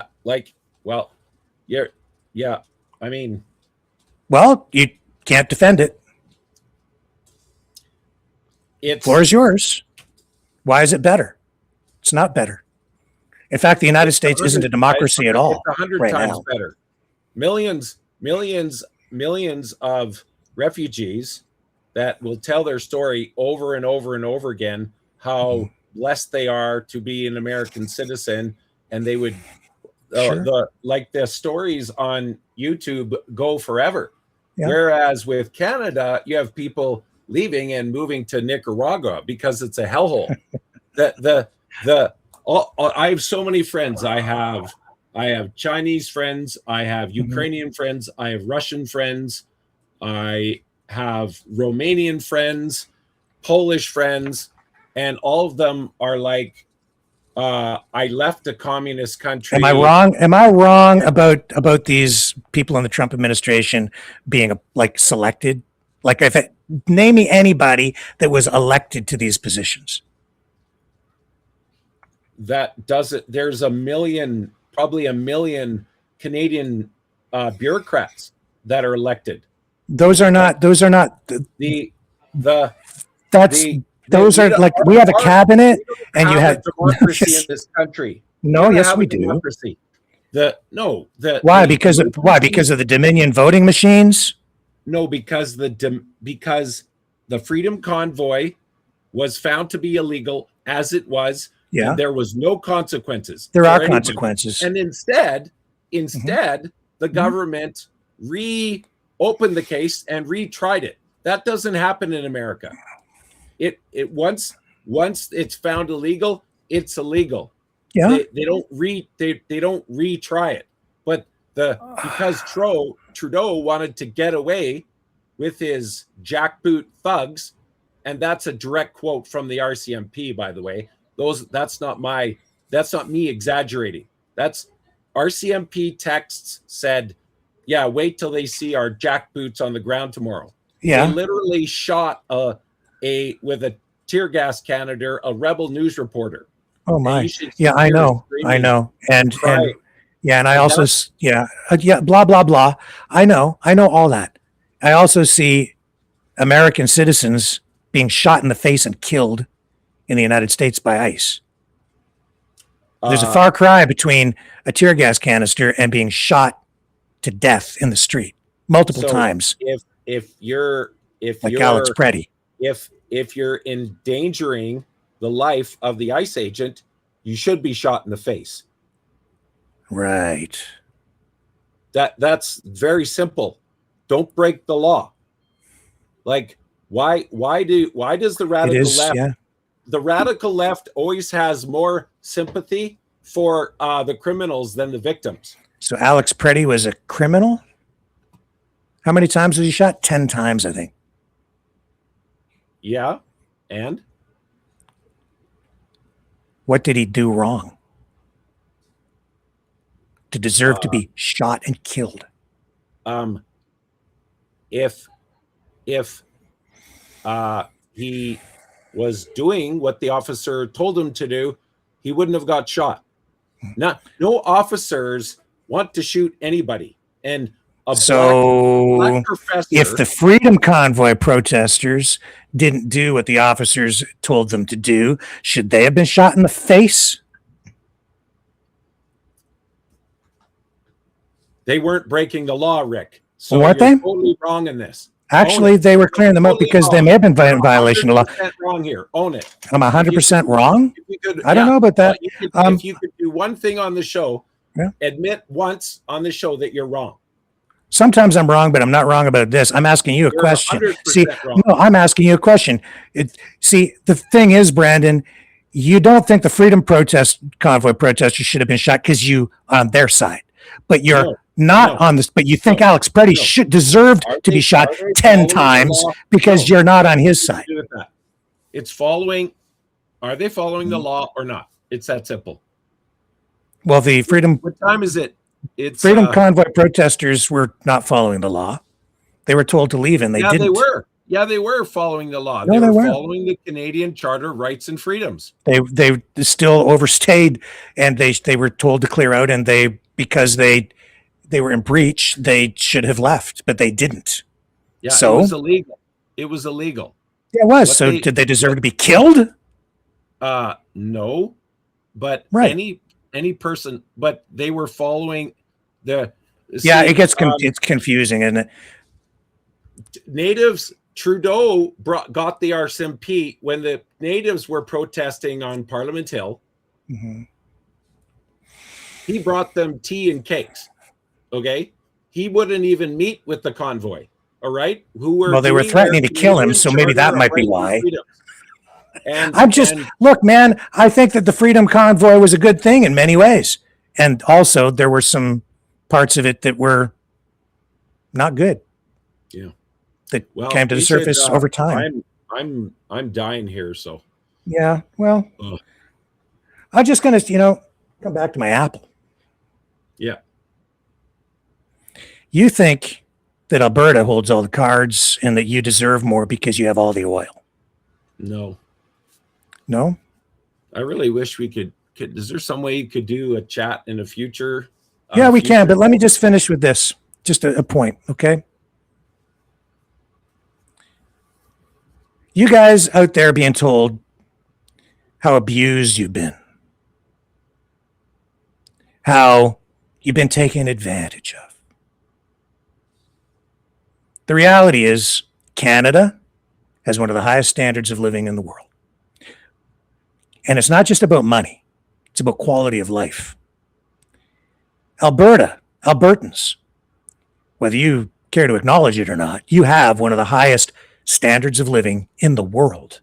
And you have a very high quality of life. In fact, if you go and look at various studies and surveys and reports internationally, Canada consistently ranks higher than the United States in both of those departments. Per capita income, Canada, on average, ranking closer to the bottom with some of the less affluent U.S. states. But overall, pretty comparable, and the quality of life is much higher. Because we have not communism, but we have some socialism including a healthcare system that probably saved your friend's life, that got my dad a new hip, that equalizes things for people who are less fortunate because it's humane, moral, because our government isn't trying to kill us all. They're trying to help people. I could talk to you more about the MAID thing because I've had a personal experience with it. And frankly, I'm against MAID as it stands in its current form. But I'm also disgusted by the way it has been politicized and is being used as a political weapon by some people. Because they're lying about some of the numbers. The number you gave is also, even on the MAID issue, very misleading. And it's used consistently over and over again. The numbers I'm seeing coming out of the conservative right, which I've been part of, on things like COVID, mRNA, way out to lunch, all designed to scare people. As bad as, probably way worse, actually, than what I've seen come out of the mainstream media, which in some cases is corrupt, Brandon, and has spread falsities in order to scare people during the pandemic. There are reasons for that. Alberta, you've been fed a story about how you've been so abused because some people want what you have. They want your oil. Your oil flows to the United States at consistently at about $20 a barrel per barrel discount to those U.S. refineries. Those big U.S. oil companies want your oil. They want to make sure, because right now you have a conservative, it's not a conservative government. This Trump administration, it's very authoritarian, and he's decided he's going to go around to all these oil-rich countries, and including Canada, to secure the oil. He doesn't want that oil going where? To the West Coast. Why? Because where would that oil go? To Asia. When we say Asia in Canada, we say places like Japan, but what we really mean is China. And Trump won't have that. He's the guy who is injecting politics into Canada in order to make sure that pipeline don't get built.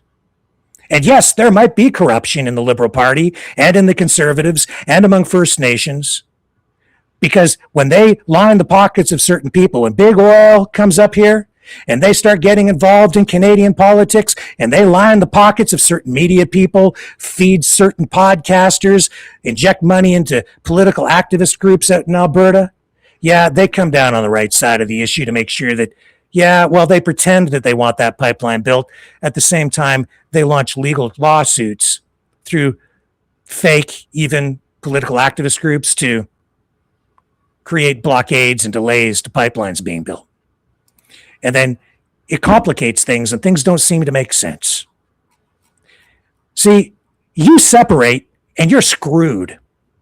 Because if you separate, and you can't even make a good argument for it, except that you're going to think you're going to get lower taxes, honestly, because you're framing it all, you're justifying it all, you're trying to promote the idea of Alberta separatism with all of these election issues. These are all issues that even if you separate, they'll still be present because half your population votes NDP. What are you going to do? Force them to just not think the way they think? You're going to just get rid of those people? Those issues will still be present the day after you vote for separation. But you're really going to be screwed because now you won't have the power of the federal government to help you get those pipelines built east-west. You're going to be stuck with one customer, one, the US of A. And do you think that they're going to give you the right to vote? No, because you want to remain independent. You're only 5 million people. You're going to need your own military. You're going to need F-35s. Yeah.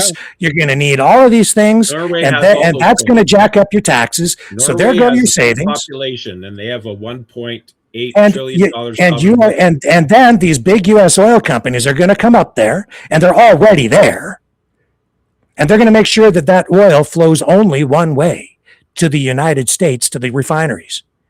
You go ask the people of Venezuela tonight, are they any richer now that the U.S. oil companies have moved in to take control of the Venezuelan oil? They were super wealthy when they are Yeah, oil did that filter? companies, No, did that filter down to the people? destroyed it. No, it didn't. It never Communism does. destroyed Venezuela. That's why even in Iran, it's not about what happened in 1979. This war is not about that. Mm-hmm. It goes all the way back to 1953, my friend. Mm-hmm. And that's when the government there wanted to nationalize the oil because they wanted to ensure that 50% of Iranian oil stayed in the country to benefit the people. And the U.S. oil companies and the British oil companies at the time said, no. Not going to happen. So they came in and overthrew the government and installed the Shah, who remained in power until 1979. And that sure as hell wasn't democracy. It may have introduced, some social freedoms, and there were some good things that came out of all of that, but it's just not that simple. And what's going on in Alberta is absolutely the result of foreign influence, U.S. influence, big oil money. And if you separate, you'll be at their mercy. Because the only way, right now, you're going to get your pipeline. You've already got one built out to the West Coast, and you will get more built with Canada. Because the federal government will work through these negotiations and consultations with First Nations, but ultimately the power will reside with the federal government, who can push these through because the provinces can't stop it at that point. But it has to be done properly. It's just going to take a little bit more time. But Carney is getting it done. As I showed you, even with the LNG terminals that are being utilized now to ship that natural gas overseas, which you keep saying is just a lie, but I just showed you that they've laid this out and they're doing it. They're doing it. And more than that, this whole idea that somehow you're just going to free yourselves, you're going to box yourselves in. You say that you have a right to tidewater through international law, I suppose, but you have to pay for it. It doesn't necessarily come free. You see this apple? These are Gala apples. I like Honeycrisp. You can grow some Honeycrisp out there. But if you want a Gala apple, we grow them here in Ontario. I just happen to have some in the fridge tonight. These grow in Ontario. They don't grow very well out in Alberta. There are no real commercial apple orchards growing Gala apples out in Alberta.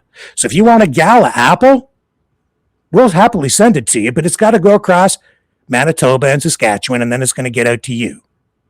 That means crossing borders. That's two-way trade. You send oil, we send apples. Now, you think your oil is all that much more valuable? Well, you box yourself in. Maybe you ain't getting any Gala apples. Everything that you have, Brandon, every damn thing in that room, including those U.S. flags, came across a border. Everything, probably, including those U.S. flags, from some factory in China that then shipped it across from BC, then into Alberta, or from the Maritimes, Quebec, or maybe it was flown in someplace, but it crossed the borders. Because you're not alone. We're all in it together, man, in one way or another. And there's, value to certain things. Apples have a value too. You're fed a variety of foods because they come across borders. So we all work together. Tonight, our country, Canada, which is your part of it, man, we've got something to be incredibly proud of. They're building a spaceport in Nova Scotia. That's going to create new jobs, new opportunities. We're going to have our own satellite system. We're going to be launching rockets. We're going to be collaborating with the United States, our greatest friend in the world, allying with them, working more with NASA, maybe even with SpaceX, but we will be sovereign and independent, and we will have our own space industry here. And the people that we educate at our universities, our engineers, our scientists who have been going to the United States all these years to work down there, less so up here, that brain drain will stop. We'll keep those engineers here. We'll build our economy together. There's more in it for Alberta. And when we build those pipelines east-west, you're going to get more money for your oil because you'll be open to the world market, not just dependent on the United States. You won't have to sell it for $20 a barrel less. Do you get it? Yeah,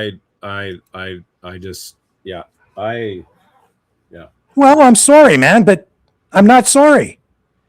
You're being fed a pack of lies by some corrupt separatist activists who have their own self-interests in mind. Whether it's all the things I've just mentioned or the Alberta Pension Fund that they want to set up because they want to raid the Canada Pension Plan. I've got news for them. The goddamn pension plan doesn't belong to them. It belongs to the people. It belongs to every worker. Well, then why is Carney giving $100 billion out of it to India? He's not. Yeah, he is. No, you don't understand. You do not understand how it works. We'll have to just cut it here.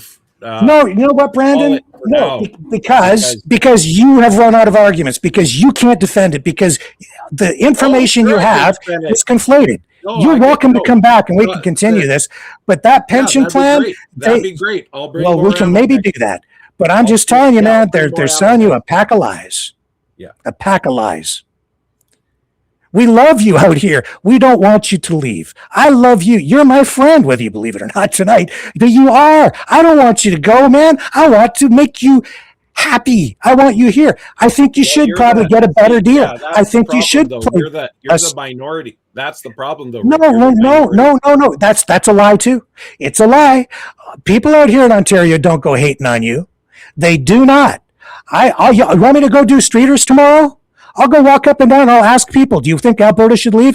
It's going to be overwhelming. No, we want Alberta to stay. We love Alberta. Well, I'm telling you, man. Right. But so none of those people that claim they want, none of the people that claim they want Alberta to stay do anything to help Alberta. So it's like you can say, people can say whatever they want. I thought you had everything. Why do you need help? Like, to help? Like, I don't know, man. Like, I think you're just looking for a grievance where you're just going to borrow trouble. Yeah, no, definitely not. I mean, you should get some more. You should interview Dr. Michael Wagner on this. He's written 3. Dr. Michael Wagner. On what? Separatism? He's written about 5 books on. But wait a minute, aren't you supposed to? But you're out there promoting this. This is why you're on the program tonight, right? Which I forgot to preface with the interview with tonight. You're out there. You're one of these. What is it? A canvasser? Trying to get people to sign. Actually, I am a canvasser. Yes. Yeah, and then you're also promoting this through podcasts and doing programs, right? Yeah, absolutely. So, yeah. Because Alberta could have a $1.8 trillion sovereign wealth fund, exactly like Norway, but we don't, because we have criminal communists that give Ukraine $23 billion when we have a housing crisis, and all the crises that are going on right now are 100% to blame. Trudeau is 100, and the Liberals, Carney as well, because he was his advisor, is to blame. And they were all done deliberately. It wasn't an accident. And all you got to do is read his book, Values. Evil communists in Ottawa trying to kill us all and oppress us and take everything we have and steal it all. And you don't need to take my word for it. All you got to do is read his book, Values. Sure. So before we check out though, remember everybody, if you have a question, you want to kick me in the shin, or you want to ask me something more about stuff, Brandon at suchatime.ca. I'm also on X. So thanks, Rick, for the show. Thank you, Brandon. You're still my friend. Still love you. Oh yeah, absolutely. Best friends. Absolutely. Yeah, I have to find something to leave people with here tonight. Well, I don't know. Are you familiar with any of the songs that we end our program with? Oh, I'm trying to think. Oh, here, I'll tell you this joke. Okay, so this farmer calls the police and says, "Hey, there's 2 criminals breaking into my barn." And the officer says, "Oh, I'm sorry, sir. There's no one available. All the cars are out right now." And the farmer says, "Oh," hangs up the phone, picks up the phone 2 minutes later, calls him and says, I just shot 2 criminals that were breaking into my barn. 10 minutes later, there's 3 cop cars and a helicopter flying overhead. And the sheriff comes up and says, I thought you said you had shot the criminals. We just arrested them. He goes, yeah, I thought you said there was no officers available.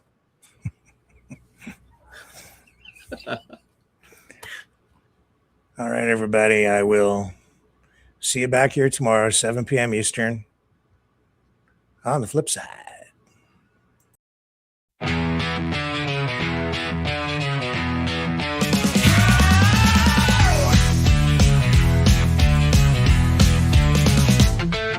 Monkey see, monkey do. Vladimir Putin's making a fool out of you.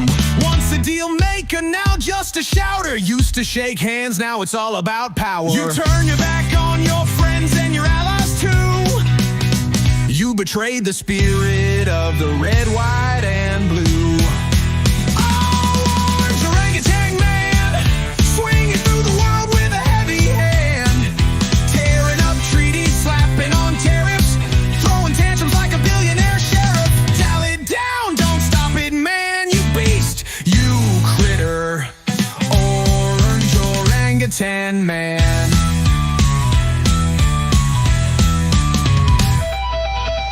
Donald Trump 1.0 had a plan. Now Donald J. Trump 2.0's a wrecking man. Used to make deals, now you just sneer. Ruling through fear, grinning ear to ear. Canada's not for sale, Greenland ain't yours. Gaza's not a playground, quit making wars. Bluffing and puffing with the wig on tight. Acting like a boss, but you lost the fight. The art of the deal, man, that ship sunk. Now it's all about rage and a nuclear funk.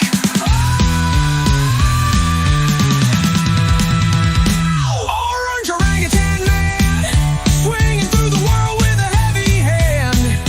Tearing up treaties, slapping on tariffs, throwing tantrums like a billionaire sheriff. Dial it down, don't stop it, man, you beast, you critter.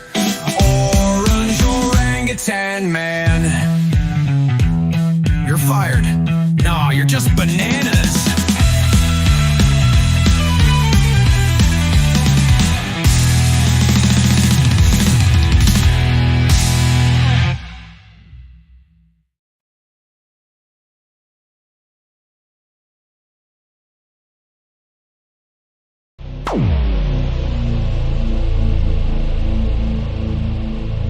This has been a Maverick Multimedia production.